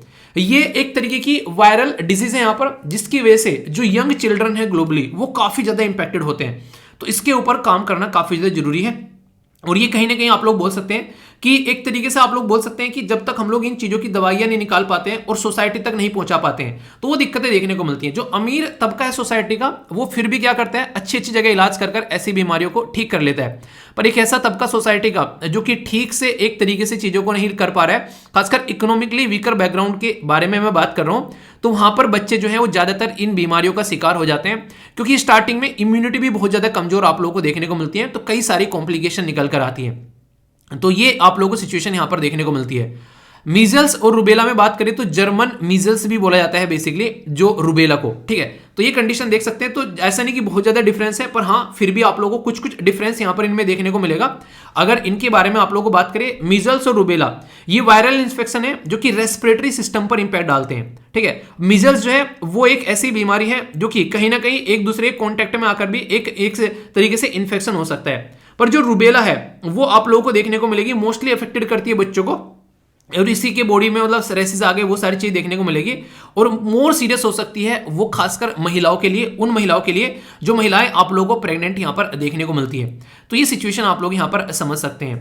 तो मीजल्स और रुबेला के लिए हमारे देश में ऐसा नहीं कि प्रोग्राम नहीं चलाए गए हैं, कई सारे प्रोग्राम चलाए गए हैं, पर वही बात है कि चीजें अवेलेबल होना और लोगों को उसके बारे में पता होना, दोनों में फर्क है। मीजल्स और रुबेला के वैक्सीनेशन प्रोग्राम हमारे देश में चलाए गए यहाँ पर, जिसके चलते 41 करोड़ जो चिल्ड्रन है अक्रॉस द कंट्री उनको कवर करने की बात की गई। यूनिवर्सल इम्यूनाइजेशन प्रोग्राम के बारे में बात करें, मिशन इंद्रधनुष के बारे में, या इंटेंसिफाइड मिशन इंद्रधनुष, ये सारे के सारे वो प्रोग्राम है दोस्तों जो हमारे देश में बच्चों को सही लेवल पर सपोर्ट प्रोवाइड कराने के लिए सरकार के द्वारा ये स्टार्ट किए गए। इंटरेस्टिंग चीज यहां पर ये 5 देश रिसेंटली, अभी Bhutan, democratic Republic of Korea के बारे में अगर आप लोग बात करते हैं, मालदीव, श्रीलंका और तिमोर लिसेथे, ये ऑलरेडी मीजल्स को अपने देश में से एलिमिनेट कर चुके हैं। श्रीलंका जो है अभी रिसेंटली 5th कंट्री बनी डब्ल्यूएचओ के द्वारा, जो साउथ ईस्ट एशिया में इसको ये सर्टिफिकेट दिया गया था 2016 में। हमारा टारगेट है 2023 में कि हम लोग इसको अचीव कर लें। 6 कंट्री ऐसी है जो कि रुबेला को निपटा चुकी हैं, बांग्लादेश, भूटान, मालदीव, नेपाल, श्रीलंका और तिमोर लिसेथे।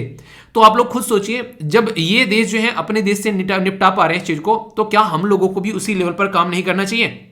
आप लोग कहोगे हाँ करना तो चाहिए, ये जरूरी भी है, पर इन रियलिटी आप लोगों को यहां पर एक चीज मैं बता दूं, ये बोलना जितना आसान है करना उतना आसान नहीं है। इन रियलिटी में मैं आप लोगों को यहां पर ये बातें बता रहा हूं। रीजन क्या है? रीजन आप लोगों को यहां पर ये देखने को मिलेगा, अगर इन देशों की पॉपुलेशन आप लोग देखोगे, बहुत ही कम पॉपुलेशन है इन देशों की, जितनी इनकी पॉपुलेशन है ऐसी तो हमारी एक सिटी के अंदर पॉपुलेशन आप लोगों को देखने को मिल जाती है। तो ये आप लोग समझ सकते हैं। अभी रिसेंटली आप लोगों ने देखा कि बहुत सारे मीजल्स के केसेस हैं, बहुत सारे देश में देखने को मिले, इवन यूक्रेन के अंदर में, कोंगो के अंदर में, मेडागास्कर के अंदर में, तो दुनिया भर के केसेस यहां पर निकल कर आए। हमारा देश लगभग तीसरे नंबर पर आप लोगों को देखने को मिला जब टॉप 10 कंट्री में हम लोग बात करते हैं। और इवन वर्ल्ड हेल्थ ऑर्गेनाइजेशन के द्वारा बोला भी गया कि इसके ऊपर फोकस देना पड़ेगा, वरना ये बीमारी जो है वो बहुत ही ज्यादा नुकसान यहां पर पहुंचा सकती है कई सारे मायनों में।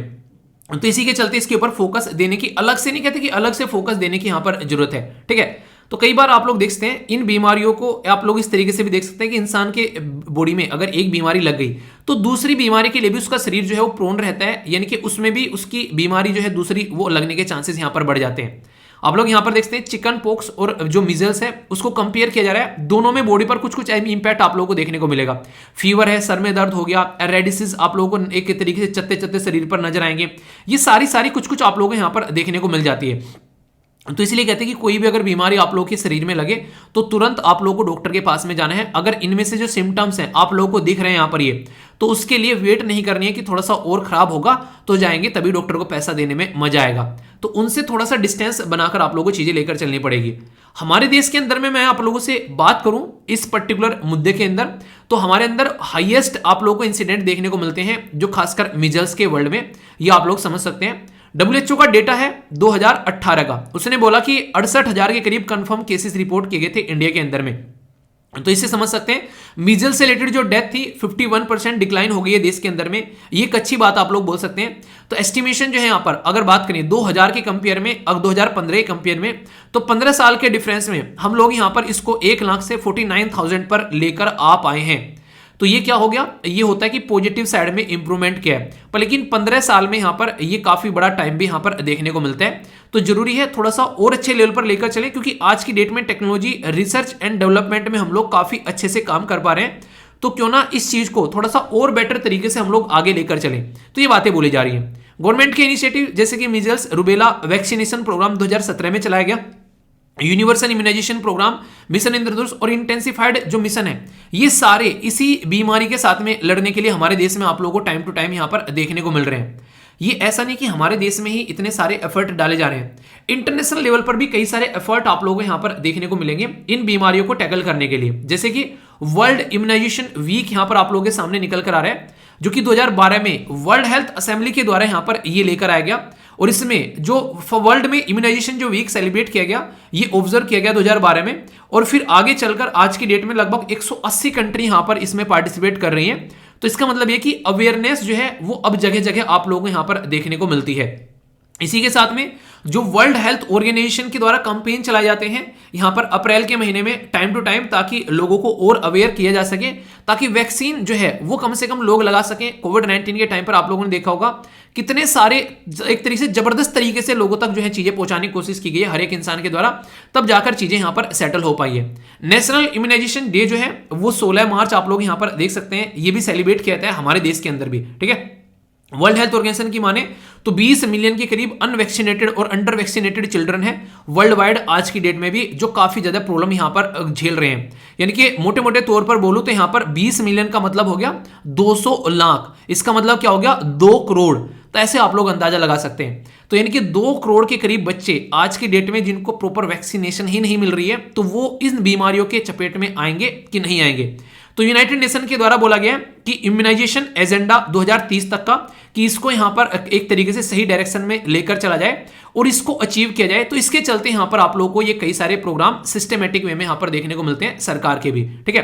तो ये आप लोगों के माइंड में अगर क्लैरिटी रहेगी तो आप लोग चीजों को अच्छे लेवल पर चल पाएंगे लेकर। देखिए सारी चीजें ना टाइम टू टाइम आप लोग की जिंदगी में होती रहती हैं, पर लेकिन अगर आप लोग एक बैलेंस नहीं बना पाओगे तो फिर दिक्कत में आते हुए आप लोग नजर आओगे।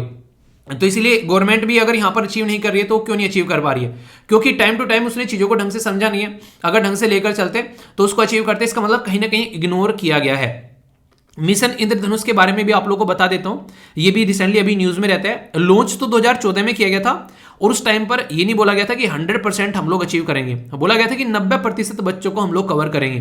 तो इसके चलते फोकस रहा कि लो इम्यूनाइजेशन एरिया को सबसे पहले कवर किया जाए, ताकि उन एरिया में जहां पर वैक्सीनेशन नहीं मिलता है प्रॉपर वैक्सीनेशन दिलाया जा सके। इसी के चलते यहां पर इसके अंदर आइडेंटिफाई किया गया फ्लैगशिप स्कीम कि यहां पर ग्राम स्वराज अभियान और एक्सटेंडेड ग्राम स्वराज अभियान के तहत भी कई सारे ग्राउंड लेवल पर भी फोकस यहां पर दिए गए। 2 फेज में मिशन इंद्रधनुष जो है वो आप लोगों को देखने को मिला 6.7 जो इंक्रीज देखने को मिला फुल इम्यूनाइजेशन कवरेज देश के अंदर में। देखिए अगर कुछ नहीं होने से ना होना, एक तरीके से कुछ होने से ना होना एक तरीके से ज्यादा एक बेटर रहता है कि थोड़ा सा तो है कम से कम, ठीक है। 4 फेज में आगे आगे ये मिशन चलाया गया और फिर 68 लाख के करीब प्रेग्नेंट वुमेन आज की डेट में वैक्सीनेटेड होती हैं इस पर्टिकुलर सिस्टम के थ्रू। ये आप लोगों को सिस्टम यहां पर देखने को मिल रहा है। 2.53 करोड़ जो है उनको भी हम लोग यहां पर इसमें इंक्लूड करके चल रहे हैं बच्चों को। तो यानी कि जो पहले बिल्कुल भी नहीं था, अब यहां पर हम लोग उनको अच्छे लेवल पर ये सारी चीजें प्रोवाइड करा पा रहे हैं। तो इससे आप लोग समझिए जो भी सोसाइटी के लिए, समाज के लिए इंपॉर्टेंट मुद्दा होता है, यूपीएससी उससे हमेशा क्वेश्चन पूछती है, आप लोगों से नजर आती है। जैसे कि ये क्वेश्चन दिखा रहा हूं मैं आप लोगों को, तुरंत आप लोग आंसर दोगे। 2016 में यूपीएससी ने यहां से क्वेश्चन पूछा कि मिशन इंद्रधनुष जो लॉन्च किया गया गवर्नमेंट ऑफ इंडिया के द्वारा, ठीक है, तो यहां पर इसके बारे में डायरेक्ट क्वेश्चन है आप लोगों के सामने कि किस पर्टिकुलर पर्पज के लिए था। इम्यूनाइजेशन चिल्ड्रन या pregnant women, construction of the smart city, मतलब समझ रहे हैं आप लोग यहाँ पर अर्थ लाइक जो प्लानेट जो था वो आउटर स्पेस में रिसर्च के लिए या न्यू एजुकेशन पॉलिसी के लिए। मतलब कोई तुकी नहीं है कि इनके साथ में कोई कंपेयर भी कर सके। अगर थोड़ा सा भी आप लोगों ने पढ़ा होगा, एक तो बोल देते कि बच्चों के लिए, वुमेन के लिए, बोथ के लिए या फिर किसी और बीमारी के लिए, तो थोड़ा सा कंफ्यूज हो सकता था। यूपीएससी ने सोचा ही नहीं आप लोग कंफ्यूज किया जाए, वो चाहती है कि आप लोग इसके बारे में जानो और आंसर दो और खुश होकर कूदते कूदते आप लोग घर जाओ। तो ये चीजें आप लोग यहां पर समझ सकते हैं, ठीक है। तो ऐसे आप लोग समझिए, कोई कंफ्यूजन आप लोगों को नहीं होगा। एक और क्वेश्चन आप लोगों के लिए जो कि काफी इंपॉर्टेंट आप लोगों के लिए यहां पर है, मिशन इंद्रधनुष के बारे में 2014 में इसको लॉन्च किया गया। एम था कि फुल इम्यूनाइजेशन कवरेज यहां पर बच्चों का 100% यहां पर कवर किया जा सके। तो करेक्ट स्टेटमेंट आप लोगों को बतानी है, ओनली 1, ओनली 2, बोथ या फिर नन। तो आप लोगों को मैंने बताया कहीं पर भी ऐसा लिखे कि सब कुछ कवर किया जा रहा है, ये सारी चीजें तो पॉसिबल नहीं होती। जहां पर देखे ना कि एक यूटोपियन शब्द यूज किया जा रहा है कि सब कुछ सबको कवर कर लेंगे, हर एक इंसान को, एक एक बच्चे को हम लोग दवाई दे देंगे, कोई ना कोई तो बचेगा यार। तो 100% नहीं है, 90% थे यहाँ पर। तो आंसर क्या हो गया? आंसर यहाँ पर ए हो गया। तो ऐसे आप लोग समझ सकते हैं। डायरेक्ट क्वेश्चन पूछे जाते हैं। नेशनल इम्यूनाइजेशन जो डे है वो सेलिब्रेट किया जाता है कौन से डे? 16 अप्रैल, वो 16 मार्च, 16 अप्रैल, 25 जो 25 ये यहाँ पर जुलाई हो गया, ये 25 सितंबर। तो सही आंसर क्या है, जो कि मैंने आप लोगों से यहाँ पर डिस्कस भी किया था, तो कंफ्यूजन नहीं होना चाहिए। ये आप लोगों को देखने को मिलेगा क्या? 16 मार्च, ठीक है। तो आंसर यहाँ पर ए हो गया। तो डायरेक्ट ऐसे क्वेश्चन भी आप लोगों को देखने को मिलते हैं। अभी रिसेंटली यहां पर बात करें एशिया पैसिफिक रीजन के अंदर में, भूटान या फिर यहां पर डेमोक्रेटिक जो कोरिया है यहां पर, मालदीव या फिर यहां पर श्रीलंका, तो कौन सा है जो कि यहां पर रिसेंटली अभी जिसने एलिमिनेट किया मीजल्स को? आप लोगों को देखिए कई बार क्या होता है, जैसे इस तरीके की स्टेटमेंट जब आप लोगों से पूछे जाते हैं ना, उसका ये पर्पज नहीं आता कि आप लोग बिल्कुल नाम याद रखो। तो कहीं ना कहीं आप लोग कुछ नाम ऐसे दे देंगे कि आप लोग कहोगे यार ये तो नहीं हो सकता कम से कम, ठीक है। तो इसीलिए कहते हैं कि जब आप लोग प्रैक्टिस करने बैठते हो किसी क्वेश्चन की, तो इसका मतलब ये होता है कि आप लोग यहां पर क्या करो, बेसिकली उस क्वेश्चन के बारे में थोड़ा सा बैकग्राउंड इन्फॉर्मेशन आप लोग जानकर रखो। तो ये चीजें आप लोग यहां पर समझ सकते हैं। तो इसीलिए कहते हैं थोड़ा सा इसको समझो, ठीक है। एक बच्चा एक दिन पूछा सर डीपीआर क्या है यहां पर, तो इसको बोलते हैं डेमोक्रेटिक पीपल्स रिपब्लिक कोरिया, या डेमोक्रेटिक कोरिया भी आप लोग यहां पर इसको बोल सकते हो। तो ये शब्द यूज किया जाता है साउथ कोरिया के लिए, क्योंकि नॉर्थ कोरिया तो पता है कौन है आप लोगों को आपका दोस्त है वहां पर किम जोंग उन। तो 1 2 3 सही है, 2 3 4 सही है, 1 3 4 सही है, या फिर ऑल ऑफ द अबोव सही है। तो सही आंसर क्या है यहाँ पर? तो सारी की सारी स्टेटमेंट करेक्ट है यहाँ पर। तो डी आंसर बिल्कुल सही देखने को मिलेगा। ये सारी की सारी कंट्री आप लोगों के सामने यहाँ पर, ठीक है। कंफ्यूजन नहीं होना चाहिए यहाँ पर। तो आप लोगों से डायरेक्ट क्वेश्चन एग्जाम में बन जाते हैं इस तरीके से। एक क्वेश्चन आप लोगों के सामने है कि यूनिवर्सल हेल्थ कवरेज के बारे में बात की जा रही है कि 3 की कंपोनेंट है कि यहां पर क्वालिटी, एक तरीके से एक्सेस, क्वालिटी और फाइनेंशियल प्रोटेक्शन। तो इसके ऊपर कमेंट करना है यहां पर कि क्या ये सही है। यूनिवर्सल हेल्थ कवरेज के बारे में हल्का सा कम से कम आप लोग कुछ लिखने का ट्राई करना, क्योंकि बहुत ज्यादा न्यूज में रहता है जब हेल्थ के बारे में हम लोग बात करते हैं तो डायरेक्ट क्वेश्चन आप लोगों से पूछ लिया जाता है। अच्छा, एक क्वेश्चन आप लोगों का रह गया यहाँ पर, यूपीएससी भी आप लोगों के साथ में खेलती है, जैसा मैंने बोला था ना उस तरीके से।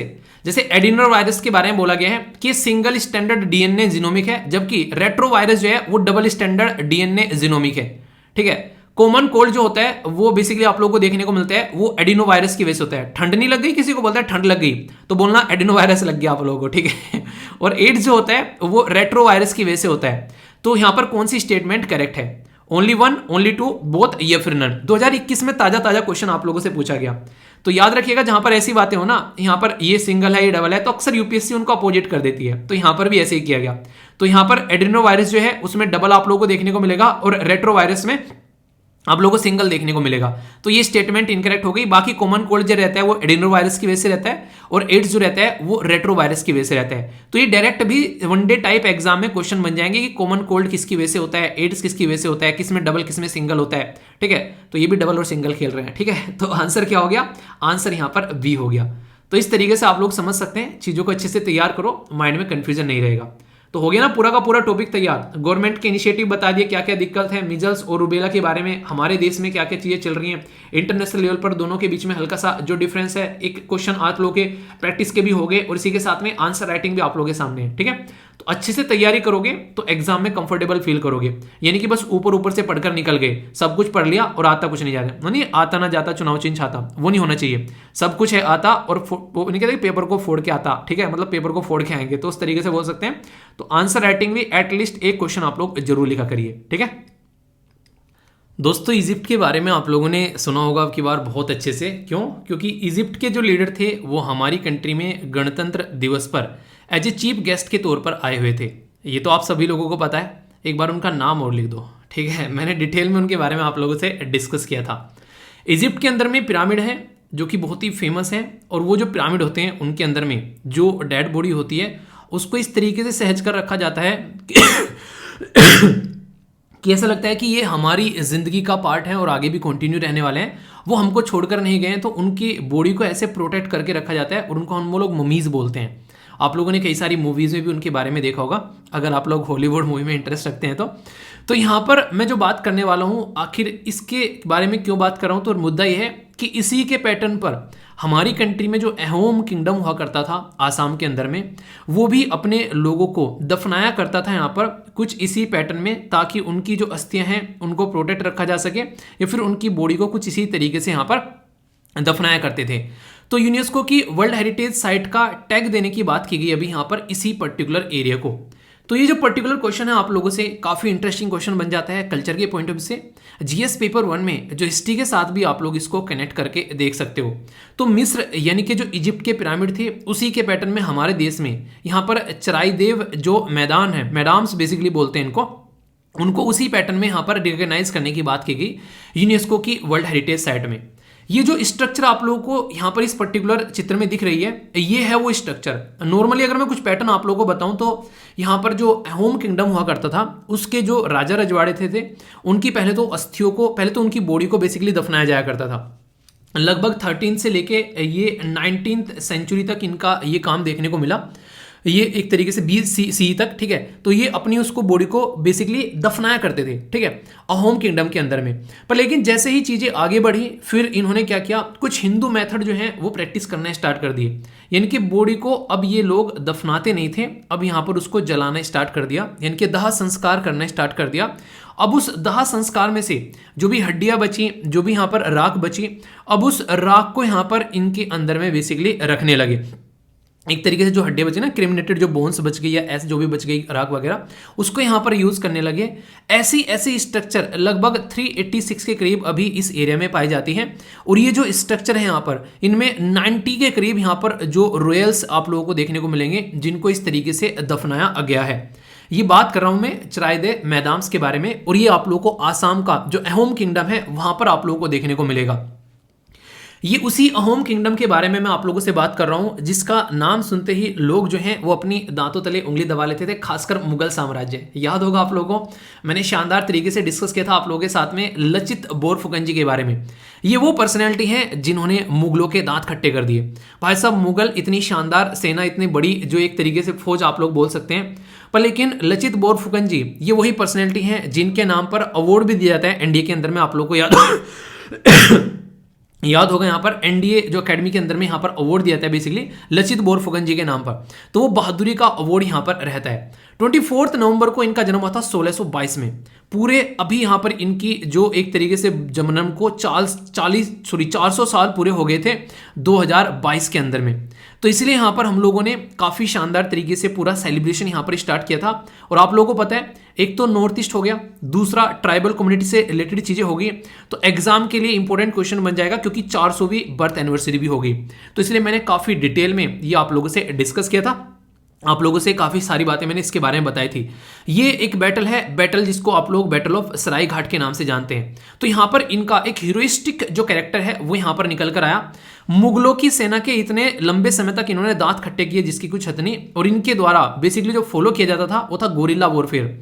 गोरिल्ला वॉरफेयर एक ऐसी टेक्निक है जो कि हमेशा एक ऐसी सेना फॉलो करती है, अगर सामने कोई ताकतवर साम्राज्य हो तो उसकी कमर तोड़ने के लिए ऐसी टेक्निक फॉलो की जाती है। मॉडर्न टाइम में अगर ये टेक्निक आप लोग कंपेयर करना चाहते हैं तो अफगानिस्तान में ये सेम टेक्निक फॉलो की गई यूएसए की सेना के खिलाफ यहाँ पर जो तालिबान है उनके द्वारा, और 20 साल बाद उसका ये रिजल्ट हुआ कि तालिबान को ही यूएसए की अफगानिस्तान की बागडोर सौंप कर यूएसए को वहां से जाना पड़ गया।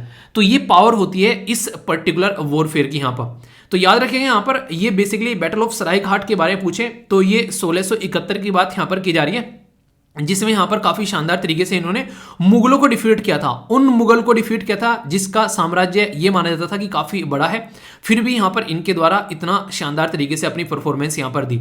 तो ये समझ सकते हैं। हालांकि कुछ समय बाद यहाँ पर इनकी क्या हो गया, हद हो गई इतना बढ़िया आर्टिकल चल रहा है और खांसी जो है डिस्टर्ब कर रही है। नहीं मतलब अजीब है ये, पता नहीं क्या हो रहा है। काफ़ी लंबे समय से मैं दवाई भी ले रहा हूँ, पर लेकिन ये नहीं, जैसे सांस जैसे लंबी सी खींच रहा हूँ ना मैं, हल्की सी पढ़ाते पढ़ाते जैसे सांस नहीं ले रहा हूँ, थोड़ी लंबी सी हो जा रही है एक्सप्लेन करते करते, तो तब ये खांसी आ रही है। मैंने नोटिस किया, नॉर्मली बातें कर रहा हूँ, जैसे अपना फ़ोन पर बातें कर रहा हूँ, बैठा हूँ नॉर्मली एक तरीके से, तब खांसी नहीं है, पर जब पढ़ाते पढ़ाते ये चीज़ मैंने नोटिस कर रहा हूँ।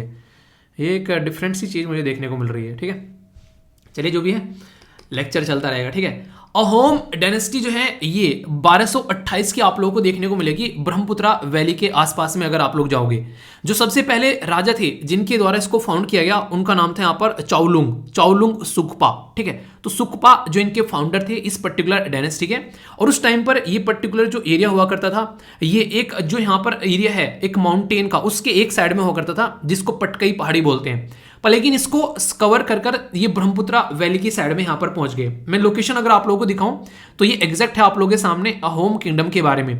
तो फिर यहाँ से ये इसको क्रॉस कर कर ब्रह्मपुत्रा जो रिवर है, जो रिवर आप लोगों को दिख रही है, इस एरिया में फिर यहाँ पर ये आगे चलकर पहुंचे। अगर बात करूं थोड़ी सी एक्स्ट्रा इसके बारे में, तो 1615 की एयरफेयर में अहोम डायनेस्टी जो है वो फर्स्ट कॉन्फ्लिक्ट हुआ था उनका मुगल साम्राज्य के साथ में।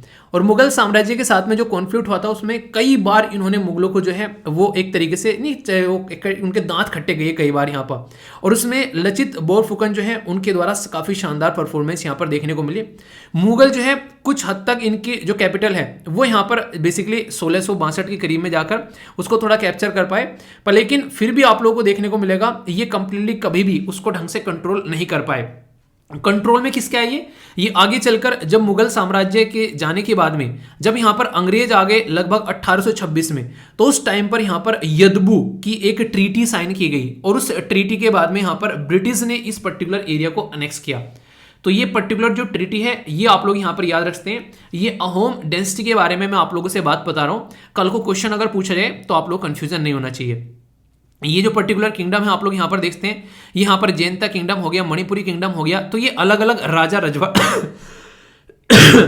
रजवाड़े उस टाइम पर हुआ करते थे, तो उनके बारे में यहाँ पर बात की जा रही है। तो क्वेश्चन तो बनेगा आप लोगों से, जैसे करंट में न्यूज में क्या था कि यहाँ पर इनको यूनेस्को की बेसिकली एक तरीके से कनेक्टिविटी के बारे में बताने की, यूनेस्को की वर्ल्ड हेरिटेज साइट के तरीके से इनको एक टैग देने की बात की।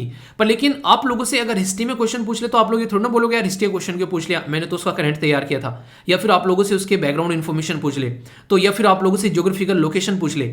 तो ये तैयार करने का तरीका होता है टॉपिक्स को, कि आप लोग ढंग से तैयार करो ताकि दिक्कत नहीं देखने को मिले। ठीक है, क्वेश्चन है, आंसर दो, देखता हूं कैसे आप लोग इसको आंसर करते हो। बात की जा रही है लचित बोरफुकन जी के बारे में। बोला जा रहा है कि ही वाज एक कमांडर थे यहाँ पर अहोम किंगडम के। इनके द्वारा जो बैटल सराय घाट थी वो जीती गई अहोम जो किंगडम के द्वारा अगेंस्ट द जो मुगल फोर्सेस थी। लीडरशिप किनकी थी यहाँ पर? लचित बोरफुकन जी की। सही स्टेटमेंट कौन सी है? Only one, only two, both, या फिर नन ऑफ द अबव? तो क्या है आप लोगों के हिसाब से आंसर बताइए। आंसर है सी, जो अभी मैंने आप लोगों को डिटेल में पढ़ाया। ये दोनों की दोनों स्टेटमेंट जो है वो बिल्कुल करेक्ट है, ठीक है। तो 100% सही आंसर हो गया आप लोगों का सी। क्वेश्चन डायरेक्ट आप लोगों से पूछा जा सकता है। एक और क्वेश्चन है यहाँ पर जो बात की जा रही है, यहाँ पर एक पर्टिकुलर राजा थे जो फर्स्ट किंग थे इस डायनेस्टी को फाउंड करने वाले, उनका नाम था यहाँ पर चाओलुंग सुक्पा। तो यहाँ पर वो फाउंडर थे, उनके द्वारा क्रॉस किया गया यहाँ पर पटकई माउंटेन रीजन को, और ये ब्रह्मपुत्रा वैली के पास में पहुंचे। जो मुगल है उनके द्वारा कॉन्क्यूर किया गया अहोम जो कैपिटल है, जिसको आप लोग यहाँ पर देख सकते हैं, मैंने अभी आप लोगों को यहाँ पर इसके बारे में बताया भी। ये बोला गया 1662 में, और ये पर्टिकुलर जो एरिया था यहाँ पर, ये यहाँ पर इनकी राजधानी बोली जाती थी, ठीक है। इसको बेसिकली गढ़गांव के नाम से भी जानते थे। यहाँ पर अगर बात करें, जो अहोम किंगडम थे उनको ढंग से हराया 1926 में, और यहाँ पर एक ट्रीटी साइन की गई जिसको आप लोग यहाँ पर यदबू, ठीक है, तो यंदबू की जो ट्रीटी के नाम से आप लोग जानते हैं। तो करेक्ट स्टेटमेंट आप लोग यहाँ पर बतानी है। तो यहाँ पर पहली होगी स्टेटमेंट ओनली 1, ओनली 2, 3, या फिर यहाँ पर ऑल ऑफ द अबव। ध्यान से अगर आप लोग यहाँ पर देख पा रहे हो ये कहाँ से कहाँ पहुंच गए, अगर आप लोगों थोड़ी सी भी स्टेटमेंट को ध्यान से पढ़ेंगे तो यहाँ पर 1662 से 1926 में पहुंच गए, ठीक है। तो यहाँ पर आप लोग समझ सकते हैं तो कितना बड़ा डिफरेंस यहाँ पर आप लोगों को देखने को मिल रहा है। पर लेकिन इन रियलिटी ये 1826 की बात यहाँ पर की जा रही है जो ट्रीटी साइन की गई थी। तो ट्रीटी के बारे में आप लोग थोड़ा सा एटलीस्ट जरूर याद रखिएगा, अगर क्वेश्चन बने तो आप लोग के माइंड में इसको लेकर डाउट नहीं होना चाहिए। तो ये एक तरीके से थोड़ा सा रिविजन भी हो गया, कुछ नया जानने को मिल गया, कुछ बेसिक इन्फॉर्मेशन हो गई, और प्रैक्टिस भी आप लोगों की हो गई। इस तरीके से चीज़ों को तैयार करो और बिल्कुल लचित बोरफुकन जी की तरीके से अपने पढ़ाई की तैयारी करो, ठीक है। भाई साहब सामने वाले के दांत खट्टे कर दो, ठीक है। तो ये वाला आप लोगों का पैटर्न होना चाहिए। समझ में आया? कोई डाउट हो तो बताना, चीज़ों को आगे लेकर चलते हैं। कहीं भी डाउट हो अगर यार पूछ लिया करो, ठीक है। यहाँ नहीं पूछोगे तो कहाँ पे पूछोगे? तो जब भी टाइम लगेगा उस पर्टिकुलर टॉपिक का, जिसे टॉपिक ना रिपीट होते रहते हैं, करंट में ये फायदा रहता है। तो आप लोगों को जब भी टाइम लगता है कोई टॉपिक ऐसा लगता है मुझे, तो इस तरीके से उसको तैयार करो। क्वेश्चन की प्रैक्टिस जरूर करो, पढ़ने में चीज़ें याद नहीं रहती है जितना प्रैक्टिस करने से याद रहती है। इसीलिए मेरा पूरा फोकस रहता है कि क्वेश्चन की प्रैक्टिस आप लोगों के लिए कराई जाए। ओके, बहुत ही इंपॉर्टेंट आर्टिकल है, शानदार आर्टिकल है। दुनिया भर के एडिटोरियल अलग अलग न्यूज़पेपर में पता नहीं कब से इसके ऊपर लिखे जा रहे हैं, जब से यहाँ पर बात की जा रही है हमारे देश के अंदर में यूनिफॉर्म सिविल कोड के बारे में। यूनिफॉर्म सिविल कोड का मतलब आप लोग क्या समझते हैं? यानी कि सिविल मैटर पर सब लोग जो हैं वो एक जैसा बेसिकली यहाँ पर रिएक्शन दे, एक जैसे एक तरीके से यहाँ पर चीज़ों को परफॉर्म करते हुए नजर आए। जैसे कि जब कहीं आप लोग रास्ते में जा रहे होते हो तो वहां पर रेड लाइट आती है कि आप लोगों को रुक जाना है रेड लाइट पर आकर। क्या वहां पर ऐसा रहता है कि हिंदू नहीं रुकेगा मुस्लिम रुक जाएगा, या मुस्लिम रुकेगा मुस्लिम नहीं रुकेगा हिंदू रुक जाएगा? ऐसा कुछ रहता है क्या? वो हिंदू मुस्लिम से ऊपर उठकर होती है। हिंदू मुस्लिम सिख ईसाई कोई नहीं होता है वहां पर बस एक इंसान रहता है और उस इंसान को रुकना होता है क्योंकि रेड लाइट है वहां पर। ये अगर नहीं रुकेगा तो एक्सीडेंट हो जाना है। सेम पैटर्न अगर आप लोगों को बोलूं कि आप लोगों को टैक्स अपना जो है वो देना है, आईटीआर आप लोगों को फाइल कर रहे हैं, वहां पर ऐसा रहता है कि हिंदू आईटीआर कम फाइल करेगा, मुस्लिम ज्यादा फाइल करेगा। जैसा आप लोगों ने देखा होगा अक्सर जो है मेडवल टाइम पे देखने को मिलता था, ठीक है, कि जजिया कर लगा दिया, वो सब चीजें कर दी। तो या आज की डेट में तो ऐसा नहीं है, यूनिफॉर्म है ये चीजें। अगर कोई इंसान ये हरकतें कर रहा है तो यहाँ पर कहीं ना कहीं एक तरीके से उसको ये वाला टैक्स पे करना है। अगर कोई ऐसी पेनल्टी लगी है तो हिंदू मुस्लिम वाली सिख ईसाई वाली कोई बातें नहीं है, वो सबको पे करनी पड़ेगी, ठीक है। वो चीजें आप लोग समझ सकते हैं। तो ये क्या है? एक तरीके से यूनिफॉर्म सिविल कोड ही है एक तरीके से जो हम लोग फॉलो कर रहे हैं। तो ऐसा नहीं है कि हम लोग यूनिफॉर्म सिविल कोड फॉलो नहीं कर रहे हैं। कुछ ऐसी चीजें जो हम लोग फॉलो कर रहे हैं, पर कुछ ऐसी चीजें हैं जो हम लोग फॉलो नहीं कर रहे हैं, उनके ऊपर काम करने की बात की जाती है बार बार। जैसे अगर एक हिंदू महिला शादी करती है और एक मुस्लिम महिला शादी करती है, और यहाँ पर अगर कोई के क्रिश्चियन महिला शादी करती है, तो जब इनके डाइवोर्स होते हैं, इनको सबको जो फायदे मिलने चाहिए एक तरीके से अपनी जिंदगी को व्यतीत करने के लिए, वो फायदे अलग अलग मिलते हैं। तो यहाँ पर डिफरेंस क्रिएट हो जाता है कि एक हिंदू महिला को अलग फायदा मिल रहा है, एक मुस्लिम महिला को अलग फायदा मिल रहा है। तो क्या दोनों महिला जो हैं वो एक तरीके के फायदे जो हैं उनको नहीं मिलने चाहिए? अगर हस्बैंड छोड़कर चला जाता है तो उनको अपनी जिंदगी कैसे लेकर चलनी है, वो यहां पर उनको नहीं मिलना चाहिए। तो इसके ऊपर यहां पर बात की जाती है कि कहीं ना कहीं इन चीजों को भी हम लोग को यूनिफॉर्म करना चाहिए। पर शादी जो है, विवाह जो है, ये एक कल्चर का पार्ट माना जाता है, और हर एक इंसान जो है अपने रिलीजन में उसको अलग अलग तरीके से परफॉर्म करता है, और उसके लिए वहां पर कुछ ना कुछ एक पैटर्न आप लोगों को देखने को मिलेगा जो सबका अलग अलग है। तो उस पैटर्न को ध्यान में रखते हुए जब भी हम लोग बात करते हैं यूनिफॉर्म सिविल कोड के बारे में, तो दिक्कतें निकल कर आती है। और ये आज से नहीं है, जब हमारे संविधान निर्माता संविधान बना रहे थे तो उन्होंने ये पर्टिकुलर मुद्दा जो है एक आर्टिकल के अंदर में डाल दिया, और वो है आर्टिकल पार्ट 4 के अंदर में, जिसको आप लोग DPSP directive principle of state policy बोलते हैं। उसमें उनके द्वारा एक आर्टिकल रखा गया, और आर्टिकल है 44, याद रखिएगा 4 = 4, यानी कि यूनिफॉर्म। तो इस तरीके से आप लोग याद रखना, यूनिफॉर्म सिविल कोड जो है वो अनुच्छेद आर्टिकल 44 के अंदर आप लोगों को देखने को मिलता है यहां पर, और ये ऑलरेडी हमारे संविधान निर्माता वो जान रहे थे कि ये जरूरी है, तो इसीलिए इसके बारे में यहां पर बात की जा रही है। तो हमारी कंट्री में जो ministry of law and justice है वो यहाँ पर अभी सुप्रीम कोर्ट के पास में जाकर वहां पर एक तरीके से एफिडेविट फाइल कर रही है इसको लेकर कि अलग अलग रिलीजन के लोग हैं हमारे यहाँ पर, ठीक है। तो हम लोग यूनिफॉर्म सिविल कोड को किस तरीके से इंप्लीमेंट करें, तो बार बार यहाँ पर जो है चीजें आकर रुक जाती हैं।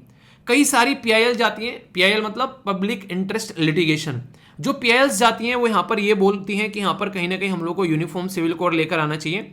जो भी डिफरेंस है यहाँ पर डाइवोर्स को लेकर हमारे सिटीजन को इक्वल यहाँ पर चीजें मिलनी चाहिए। अगर किसी का डाइवोर्स हो गया, उसके बच्चे हैं यहाँ पर, मान लीजिए डाइवोर्स हो गया, उन बच्चों को किस तरीके से देखना है वो भी यूनिफॉर्म नहीं है। बच्चों को अडेप्ट कैसे करना है, बच्चों को गार्जियनशिप कैसे मिलनी है, किसी बच्चे को अगर अडेप्ट किया जा रहा है, गोद लिया जा रहा है, तो उसमें भी एक यूनिफॉर्मिटी आप लोगों को देखने को नहीं मिलती है, उसमें भी दिक्कतें निकल कर नजर आती है। तो ये ऐसी चीजें हैं जिसके ऊपर हम लोग को काम करना चाहिए।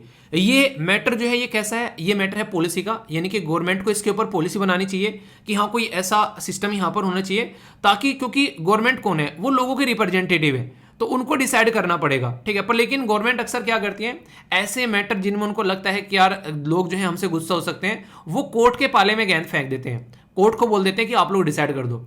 आप लोग देखते हैं जो यहाँ पर अयोध्या जो बाबरी मस्जिद वाला ये इतना लंबा इशू चला, बाद में आकर ये कोर्ट ने सुलझाया।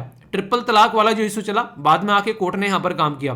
तो गवर्नमेंट सेफ प्ले करने की कोशिश करती है यहाँ पर, कोई भी गवर्नमेंट क्यों ना, उसको लगता है कि क्यों अपना वोट बैंक खराब किया, क्योंकि उनकी पूरी दुनिया जो है वो वोट बैंक के इर्द गिर्द घूमती है, और वो सच्चाई भी है। आप लोगों ने देखा होगा जब यहाँ पर जिन जिन लोगों ने कुछ चेंज करने की कोशिश की है वो हमेशा मुंह की खाकर बैठे हैं, क्योंकि बहुत सारे लोग जो हैं कुछ चीज़ों के साथ में बहुत ज़्यादा इमोशनली कनेक्ट रहते हैं, तो इसकी वजह से कई सारे ऐसी चीज़ें देखने को मिलती है, उनको कानून बनाते हुए डर लगता है। तो इस तरीके से आप लोग समझ सकते हैं। जबकि यहाँ पर लॉ मिनिस्ट्री के द्वारा रिक्वेस्ट की गई लॉ कमीशन से कि इस इशू को यहाँ पर एग्जामाइन करे, और लॉ कमीशन भी यहाँ पर बात करता है। 21वां लॉ कमीशन यहाँ पर बोल रहा था कि किस तरीके से आप लोग जो रिफॉर्म और फैमिली लॉ यहाँ पर इसके द्वारा जब लाया गया, reform of the family law subsequently जब यहाँ पर 2018 में इनके द्वारा प्रेजेंट किया गया, तो उनके द्वारा सॉरी क्या हो गया था उनके द्वारा भी यहाँ पर ये चीज देखने को मिली। और इवन वो तो चलो अभी की बात कर रहे हैं, आप लोग खुद देख लीजिए, यहाँ पर पार्ट 4 में आप लोगों को देखने को मिलेगा, खुद हमारे देश में संविधान के अंदर संविधान निर्माताओं ने बोला यहाँ पर कि यूनिफॉर्म सिविल कोड हम लोग को लेकर आना है। पर लेकिन कई सारे कंट्रोवर्शियल केस यहाँ पर चलते हुए आ रहे नहीं है, पुराने टाइम से आ रहे हैं। 1952 का केस देखने को मिल रहा है, बॉम्बे वाला, ठीक है। इसी के साथ में यहाँ पर लिली थॉमस वाला है, ये आप लोगों को 2000 का, ठीक है। इसी के साथ में एसआर बुमाई वाला केस है। तो दुनिया भर के केस हैं आप लोगों के सामने यहाँ पर, ये जो आप लोगों को टाइम टू टाइम देखने को मिल रहे हैं, जिनमें कई सारे कंट्रोवर्शियल इशू निकल कर आते हैं। तो देखिए नीड तो है, परफॉर्म तो है कि यूनिफॉर्म होना चाहिए, चाहे इंसान हिंदू का हो चाहे मुसलमान का हो, है तो इंसान ही ना। अगर हिंदू की जो महिला है उनको फायदे मिल रहे हैं, मुस्लिम को नहीं मिल रहे हैं, तो फिर वो अपना जिंदगी कैसे व्यतीत करेगी। और कई सारी मुस्लिम महिलाएं इस मुद्दे को उठाने के लिए कोर्ट के अंदर पहुंची है। तो सबसे पहले तो हम लोग को यहाँ पर सेक्युलरिज्म के ऊपर फोकस देना चाहिए। यूनिफॉर्म सिविल कोड का मतलब ये है कि रिलीजन से थोड़ा सा ऊपर उठ जाए और इंसान के बारे में सोचे कि वो इंसान क्या चाहता है, उसकी जिंदगी कैसी होनी चाहिए। तो ये जरूरी है यहाँ पर, इसीलिए बोला गया कि सेक्युलरिज्म प्रमोट होगा यहाँ पर, कि फोकस दिया जाएगा और ज्यादा है। इसी के साथ में यहाँ पर आप लोगों को देखने को मिलेगा रिलीजन से थोड़ा सा ऊपर उठकर, ठीक है।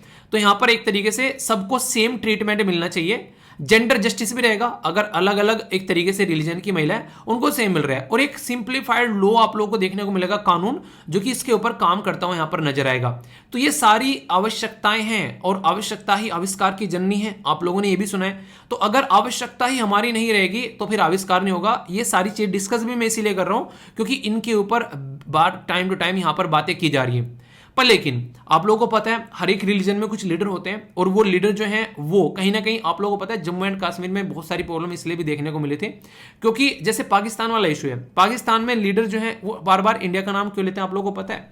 इसलिए लेते हैं क्योंकि उनके पास में इसके अलावा कोई काम ही नहीं है अपनी इज्जत बचाने के लिए। वैसे तो कोई काम करना नहीं है जमीन पर कि लोगों को जॉब दे दें, लोगों के लिए अच्छी फैसिलिटी हेल्थ की लाएं, एजुकेशन की लाएं।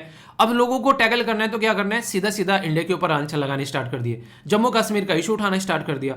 तो कई सारे धर्म के अंदर में ऐसे धर्म के ठेकेदार भी आप लोगों को देखने को मिलेंगे जो लोगों को इस नाम पर लड़ाते हुए नजर आते हैं। तो जब भी कोई ऐसा इशू उठता है तो वो चिल्लाने लगते हैं। तो तो कई बार कम्युनल आउटरेज यहां पर देखने को मिलता है इसकी वजह से, ठीक है।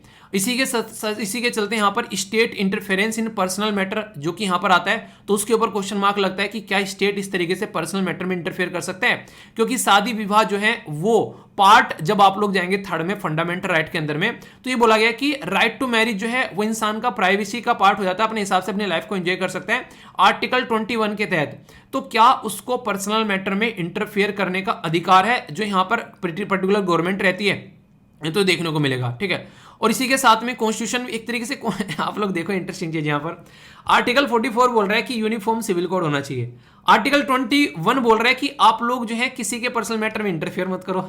अब देखो यही लाइन यहां पर लिखी हुई है अगर देखा जाए तो, मतलब कि एक साइड में बोल दिया उन्होंने यूनिफॉर्मिटी लेकर आओ, एक साइड में बोल दिया कि इंसान की जिंदगी में इंटरफेयर मत करो। समझ रहे हो आप लोग यहां पर? तो ये इस तरह की कॉन्ट्रोवर्शियल जब चीजें आती है उस टाइम पर फिर बुद्धा वाला पात आता है कि कोई मिड पाथ निकाल लेते हैं यार चीजों को सही करने के लिए। तो यानी कि कॉन्स्टिट्यूशन की चीजें भी सारी एक पैटर्न में आप लोगों को नहीं देखने को मिलेगी, वहां पर बहुत सारी चीजें आप लोगों को एक दूसरे को कॉन्ट्रोवर्स एक तरीके से करती हुई नजर आएंगी यहां पर, ठीक है। तो आप लोग समझ सकते हैं। पर लेकिन अगर मैं बात करूं यूनिफॉर्म सिविल कोड के बारे में, ये आज की बात नहीं है, कॉलोनियल टाइम पे भी यहां पर इस तरीके से बेसिकली यूनिफॉर्म सिविल कोड के बारे में बात की गई थी लगभग 1835 के टाइम पर, ठीक है। यानी कि ये पहले से ही बात चली आ रही थी, क्योंकि सोसाइटी में एक यूनिफॉर्मिटी आती है ना, उस यूनिफॉर्मिटी से ये फायदा देखने को मिलता है कि कुछ रूल प्रॉपर वे में इंप्लीमेंट किए जा सकते हैं। इसीलिए यहां पर ये जब यहां पर ये इसके बारे में बात की गई और फिर आगे चलकर 1941 में, जब तक तो देश आजाद भी नहीं हुआ था, एक पर्टिकुलर कमेटी बनाई गई, BN Rao committee, British government के द्वारा। वो भी चाहते थे कि ऐसा कोई यूनिफॉर्मिटी लेकर आ जाए, और उसके बेस पर रिकमेंडेशन दी गई, जिसके बेस पर आगे चलकर जो हिंदू सक्सेशन एक्ट निकलकर हमारे देश में आया ना, वो वहीं से निकल कर आया, उस पर्टिकुलर कमेटी के बेस पर जो रिपोर्ट दी गई यहां पर लेकिन उस टाइम पर यहां पर मुस्लिम, क्रिश्चियन और जो पारसीज थे उनको अलग छोड़ दिया गया, क्योंकि ये बातें निकल कर आने लगी कि हिंदू तो यहां पर मेजोरिटी में है इंडिया के अंदर में, और ये लोग माइनॉरिटी में है। तो ऐसा किया जा रहा है कि हिंदू जो है वो कहीं ना कहीं इनको दबाने की कोशिश कर रहे हैं, इनसे इनके अधिकार छीनने की कोशिश की जा रही है। और देश आजाद हो रहा था, देश का बंटवारा हो रहा था, इंडिया और पाकिस्तान यहां पर बन रहे थे, तो ऑलरेडी लोगों के मन में भय का इतना बड़ा माहौल था उस टाइम पर, ये नहीं चाह रहे थे कि इसकी वजह से और ज्यादा भय बने कि इंडिया और पाकिस्तान तो बनी रहे, अपने लोग जमीन जायदाद सब छोड़ कर जा रहे हैं, उसमें ऊपर से कुछ ऐसा इशू और आ जाए यहां पर जिसकी वजह से यहां पर लोगों के अंदर और डर पैदा हो जाए। तो इसलिए यहां पर हिंदू के लिए तो उसको इंप्लीमेंट कर दिया, पर दूसरों के लिए इंप्लीमेंट नहीं किया। और ये बहुत बड़ा रीजन था भीमराव अंबेडकर जी और अटल बिहारी जी के बीच में लड़ाई का। वो दोनों बेसिकली एक तरीके से इस बात को लेकर कहीं ना कहीं एक दूसरे के कई बार एक तरीके से, हालांकि जो जवाहरलाल नेहरू जी उन्होंने कोशिश भी की यहां पर कि भीमराव अंबेडकर जी का सपोर्ट किया जाए, पर लेकिन वो उस चीज को सक्सेस नहीं हुए इंप्लीमेंट करने में, और इसीलिए उन्होंने अपने पद से इस्तीफा देने की भी यहां पर बात की थी। तो ये सारी चीजें आज की नहीं है, आप लोगों को आज देखने को मिल रही है, आप लोगों को लगे यार ये नई नई चीजें कहां से निकल कर आ गई। ये उस टाइम पर भी प्रॉब्लम थी और आज भी प्रॉब्लम है, और कॉन्टिन्यूअसली यहां पर ये प्रॉब्लम चली हुई आ रही है। इसलिए मैं बोल रहा हूं ये सारी चीजें आप लोगों के सामने टाइम टू टाइम आप लोगों को देखने को मिलती रहेंगी। तो इसके ऊपर काम करना जरूरी है, और अगर काम नहीं किया जाएगा तो ये फिर से सामने निकल कर आएंगे और फिर से प्रॉब्लम क्रिएट करेंगे। और इवन ये सारी बातें आप लोगों को यहां पर यूपीएससी भी समझती हुई नजर आती है। यूपीएससी ने क्वेश्चन पूछे, आप लोग खुद देख लो क्वेश्चन आप लोगों के सामने, 2015 में उनके द्वारा क्वेश्चन पूछा गया, डिस्कस द पॉसिबल फैक्टर, एक तरीके से आप लोगों को फैक्टर बताने हैं जिससे कि हमारी कंट्री में यूनिफॉर्म सिविल कोड को लाया जा सके।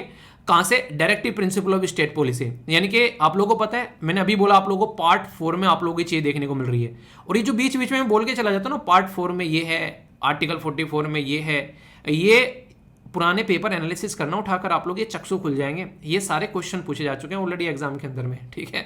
मैच करने के लिए क्वेश्चन पूछ लिया, कहीं कैसे पूछ लिया, तो कोई भी बीच में बातें बता रहा होता ना, ये सारी चीजें ये आप लोगों से क्वेश्चन की फॉर्म में एग्जाम में पूछी जाती हैं। तो इसलिए कोशिश किया करो कि चीजों को इस तरीके से पढ़ो कि एग्जाम में आप लोगों का क्वेश्चन न छूटे, चाहे कुछ भी कंडीशन देखने को क्यों ना मिले, ठीक है। तभी आप लोग चीजों को अंडरस्टैंड कर पाओगे और तभी चीजों को आप लोग ढंग से लेकर भी चल पाओगे। अब ये तो हो गया बेसिकली मेंस का क्वेश्चन पूछा गया, अटेम्प्ट करना एक दूसरे के साथ मिलकर अच्छे से और एक दूसरे का आंसर रिव्यू करने की कोशिश करना। बाकी प्रीलिम्स के अंदर क्वेश्चन बनते हैं, जी हाँ, टॉपिक बहुत इंपॉर्टेंट है, प्रीलिम्स के भी क्वेश्चन दिखाता हूं ताकि आप लोगों के दिल को तसल्ली मिल जाए कि हाँ यहां से क्वेश्चन बन रहे हैं। क्वेश्चन जो है यहाँ पर 2012 में आप लोगों से पूछा गया यहाँ पर, और ये किसके बारे में? डीपीएसपी के बारे में बात की जा रही है। और डीपीएसपी भी आप लोगों को अलग अलग डिवाइडेड देखने को मिलेगी। अगर पॉलिटी के आप लोगों ने लेक्चर देखे होंगे मेरे, तो आप लोग ये बात समझ पाओगे। और बात किसके बारे में की जा रही है? बात की जा रही है यहाँ पर ये basically directive principle of state policy की, और 4 स्टेटमेंट दे रखी है। और फिर इंटरेस्टिंग जो मोड डाल दिया क्वेश्चन में वह है यहाँ बात की जा रही है कि which of the above are Gandhian principle that are reflect in the directive principle of state policy. तो गांधीयन प्रिंसिपल में आप लोगों को कुछ आर्टिकल देखने को मिलेंगे, जैसे आर्टिकल 40 वो पंचायत के बारे में बात करता है, ठीक है, कि पंचायत वगैरह ऑर्गेनाइज कराई जानी चाहिए, बिल्कुल सही है। आर्टिकल 43 का जो आप लोगों को यहाँ पर बी देखने को मिलेगा, 43 या फिर उसमें आप लोगों को कोऑपरेटिव सोसाइटीज के बारे में बात की जाती है, ठीक है, तो यहाँ पर कोऑपरेटिव सोसाइटीज के बारे में बात नहीं है। नेक्स्ट यहाँ पर आप लोगों को देखने को मिलेगा प्रमोट करना बेसिकली एक तरीके से डेमोक्रेटिक सिस्टम कोऑपरेटिव सोसाइटी में, और जो educational economic interest schedule caste और शेड्यूल ट्राइब का वो 46 के अंदर आप लोगों को देखने को मिलेगा, वो भी गांधीयन प्रिंसिपल है। आप लोगों को यहाँ पर इंटॉक्सिकेशन जो होता है बेसिकली कोई शराब पी रहा है, दारू पी रहा है, ये सब चीजें, तो उसको रोकने की रेस्पॉन्सिबिलिटी रहती है, आर्टिकल 47 में गांधीयन प्रिंसिपल है। और जैसे कि गाय हो गए, उनके बछड़े हो गए, उनको काटना उसको भी रोकने की बात की जा रही है, उनका एक तरीके से स्लॉटर नहीं करना चाहिए, तो आर्टिकल 48 यहाँ पर ये बोलते हैं। तो यहाँ पर प्रमोशन ऑफ कॉटेज इंडस्ट्री के बारे में बात करें तो ये आप लोग यहाँ पर देखते हैं, जो कि आर्टिकल 43 में मैंने आप लोगों को बताया। तो ये दो चीजें आप लोगों को गांधीयन प्रिंसिपल में यहाँ पर आप लोगों को डायरेक्ट देखने को मिलेगी, ठीक है। बाकी securing the all worker reasonable और लीजर कल्चर, ये इस तरीके की अपॉर्चुनिटी, तो यहाँ पर आप लोगों को देखने को मिलेगा। ये पर्टिकुलर अगर आप लोग जाकर देखोगे तो ऐसा नहीं कि पर्टिकुलर की ऑल वर्कर्स के लिए इस तरीके से यहाँ पर कोई चीजें फैसिलिटी प्रोवाइड कराने की बात यहाँ पर की जा रही है, गांधीयन प्रिंसिपल में पर्टिकुलर मैं गांधीयन प्रिंसिपल के बारे में बात कर रहा हूँ, जो मैंने अभी आप लोग को आर्टिकल बताया। तो उन आर्टिकल को आप लोग देखेगा, गांधीयन प्रिंसिपल और डीपीएसपी में जो डिफरेंस है वो अलग से आर्टिकल आप लोगों को मैंने बताए, वो आर्टिकल देखने को मिलेंगे। तो आंसर यहाँ पर क्या हो गया, आंसर यहाँ पर बी हो गया, ठीक है, ऐसे आप लोग समझ सकते हैं। 2021 में एक आर्टिकल पूछ रहे हैं यहाँ पर लेजिस्लेशन के बारे में, और बोला गया कि यहाँ पर एक तरीके से बोला जा रहा है एक पर्टिकुलर आर्टिकल के बारे में पूछा गया कि ये आर्टिकल जो है इसके बारे में आप लोग क्या समझते हैं। सीधा सीधा क्वेश्चन यहाँ पर एक आर्टिकल है आर्टिकल 14, तो उसके ऊपर एक डायरेक्ट क्वेश्चन दे लिया, उसके बारे में आप लोगों से पूछ के, इसको जब आप लोग पढ़ोगे सारी चीजें आप लोगों को आर्टिकल 14 से नजर आएगी, ठीक है। तो यहाँ पर इस तरीके के क्वेश्चन आप लोगों से पूछे जा रहे हैं एग्जाम के अंदर में डायरेक्ट। तो इसलिए कहता हूं कि जब चीजों को पढ़ोगे ना ढंग से जाकर, आप लोग डीपीएसपी वाला चैप्टर जाकर पढ़ना जो मैंने आप लोगों को पढ़ाया है। मैंने डिटेल में फंडामेंटल राइट वर्सेस डीपीएसपी भी आप लोगों को बताइए कि कैसे दोनों को कंपेयर किया जाता है।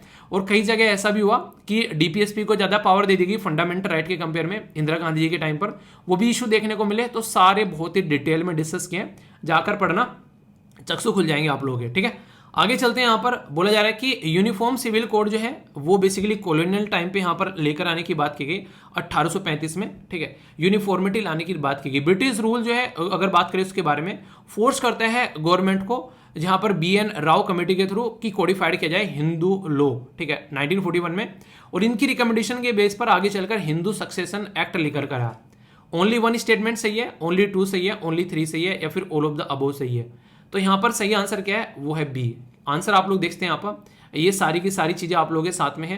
क्या क्या चीजें हैं यहाँ पर आप लोग इसको समझ सकते हैं, कंफ्यूजन नहीं होना चाहिए।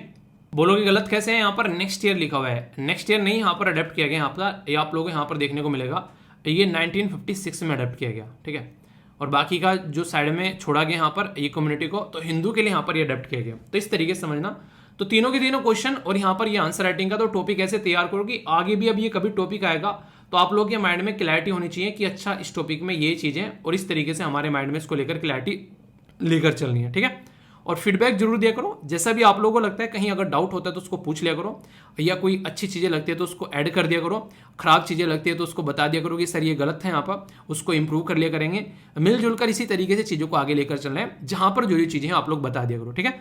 आई होप के माइंड में क्लैरिटी आई होगी, कोई कंफ्यूजन हो तो बताना, उसको दूर किया जाएगा, ओके। कुछ छोटी छोटी ऑनलाइन टाइप की न्यूज है यहाँ पर, जैसे IMF के द्वारा अप्रूव कर दिया गया है 4.7 बिलियन सपोर्ट लोन, किसके लिए, बांग्लादेश के लिए। तो ये बांग्लादेश के लिए एक तरीका ये पैकेज आप लोगों को देखने को मिलेगा, जिसमें एनर्जी फूड की कॉस्ट जो है वो बढ़ रही है, कई सारी जगह प्रोटेस्ट हो रहे हैं, तो उन सब में काफी ज्यादा फायदा बेसिकली देखने को मिलेगा।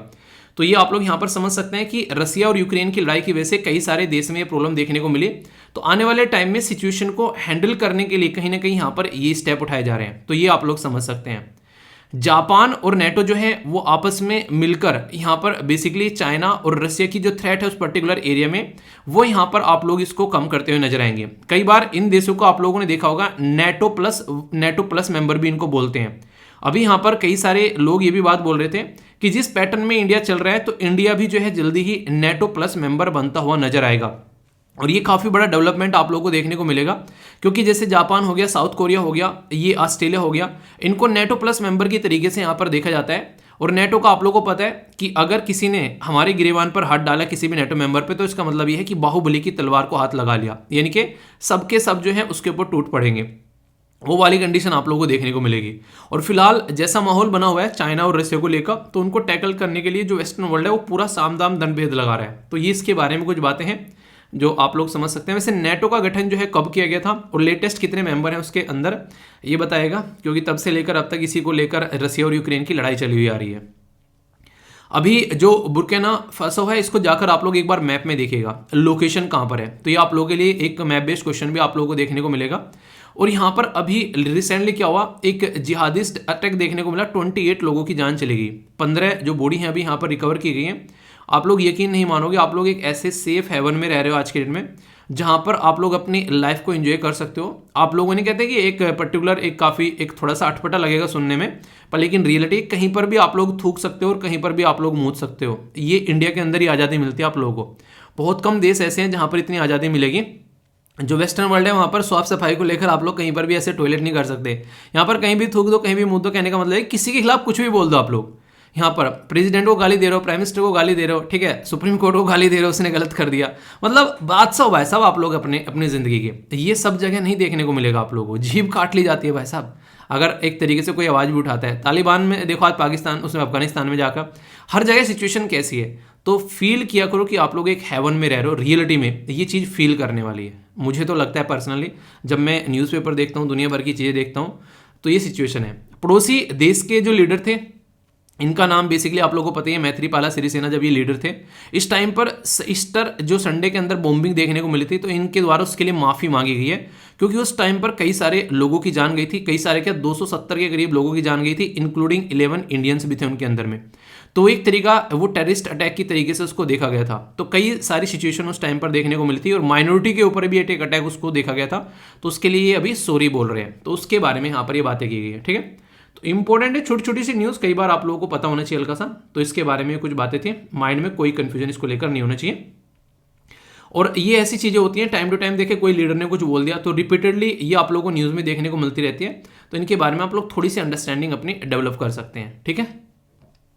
कुछ छोटी छोटी मगर मोटी बातें जो कि डायरेक्ट क्वेश्चन बन सकता है, जैसे कि इंडिया का फर्स्ट हाइड्रोजन ट्रेन जो है ये रिन्यूएबल एनर्जी को ध्यान में रखते हुए आप लोगों को देखने को मिलेगी, दिसंबर 2023 तक का तैयार की जा रही है।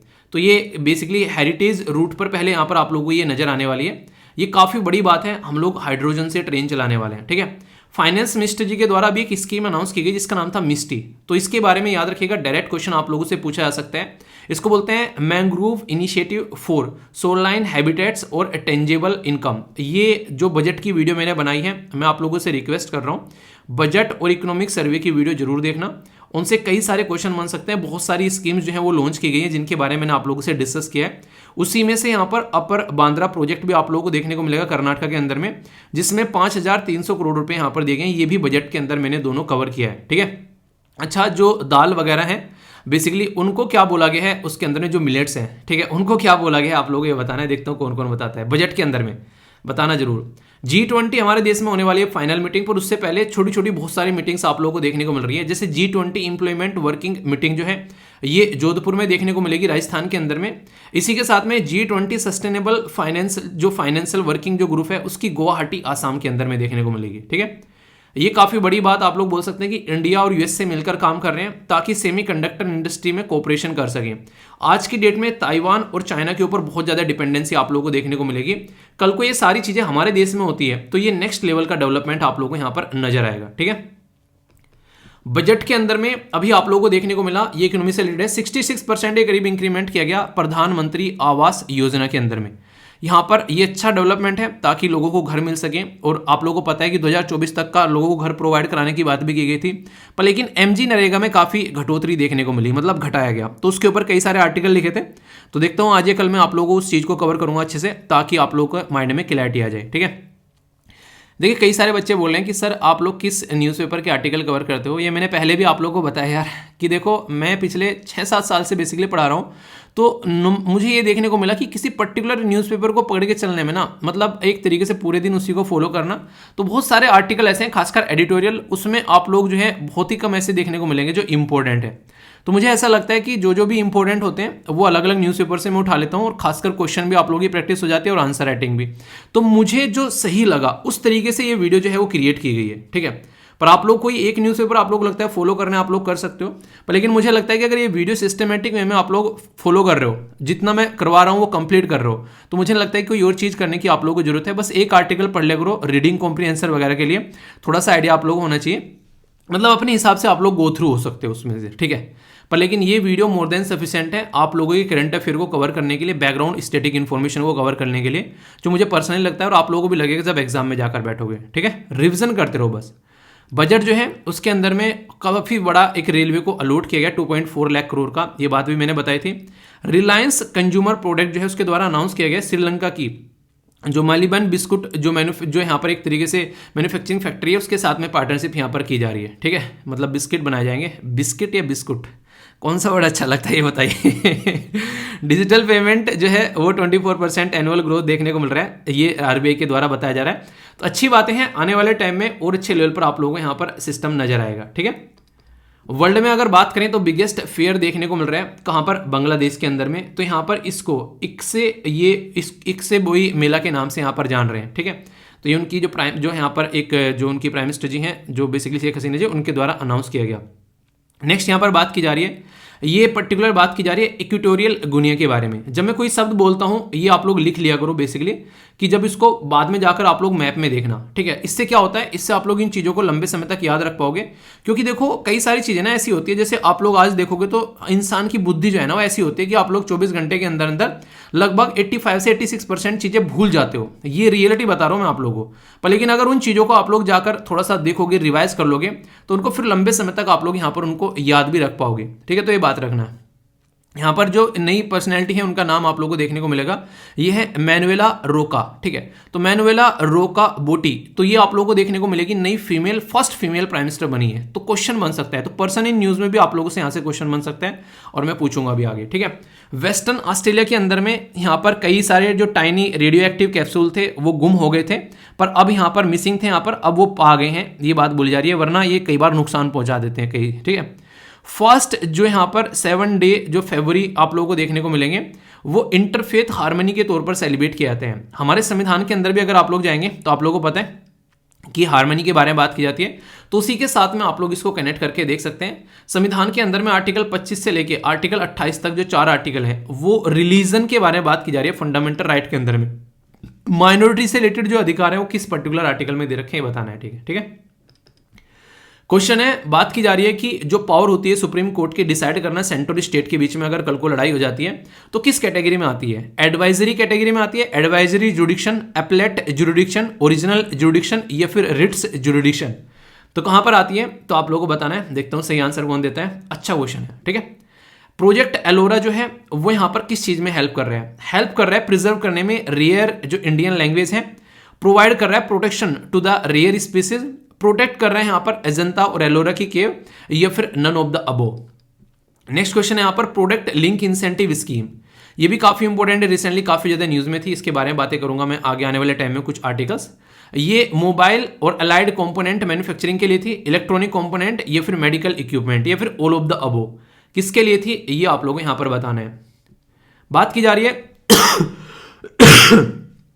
सॉरी यार, 5 परमानेंट मेंबर जो है यूएन के अंदर में आप लोगों को पता है वो तो परमानेंट है, बाकी 10 जो है वो नॉन परमानेंट है। कितने सालों के लिए? 1, 2, 3 या फिर 5? ये बड़ा एक साधारण सा क्वेश्चन है, इसके बारे में मैंने आप लोगों से डिस्कस भी किया था, सरायघाट बैटल का। इसके नाम से आप लोगों को पता है एक अवार्ड भी देता है एनडीए के अंदर में, ठीक है। लचित बोरफुकन अवार्ड के बारे में मैंने डिस्कस किया था आप लोगों से, अकेडमी एनडीए के अंदर में, ठीक है, नेशनल डिफेंस अकेडमी। तो ये कब थी वॉर यहां पर आप लोगों को बताना है, 1671 या 1680 या 1709 या 1710, ठीक है, तो ये बताना है। बाकी यहां पर सीसेट का क्वेश्चन आप लोगों के सामने, तो ये आप लोग इसको अटेम्प्ट करिए, तो सही आंसर बताइए, फिर आप लोगों को सही आंसर बताया जाएगा। तब तक मैं आप लोगों से बात करता हूं हारे आइलैंड के बारे में। हारे आइलैंड की लोकेशन आप लोग अगर देखोगे तो यहां पर ये साउथ में आप लोगों को देखने को मिलेगा बेसिकली, ठीक है। ये पर्टिकुलर जो लोकेशन है आप लोग यहाँ पर इसको देख सकते हैं, ये एग्जैक्ट लोकेशन आप लोगों के सामने, थोड़ा सा जूम करोगे तो कुछ ऐसा आप लोगों को यहाँ पर दिखाई देगा। तो एग्जैक्ट लोकेशन अगर थोड़ा सा और जूम करोगे तो कुछ इस तरीके से आप लोग यहाँ पर इसको देख सकते हो।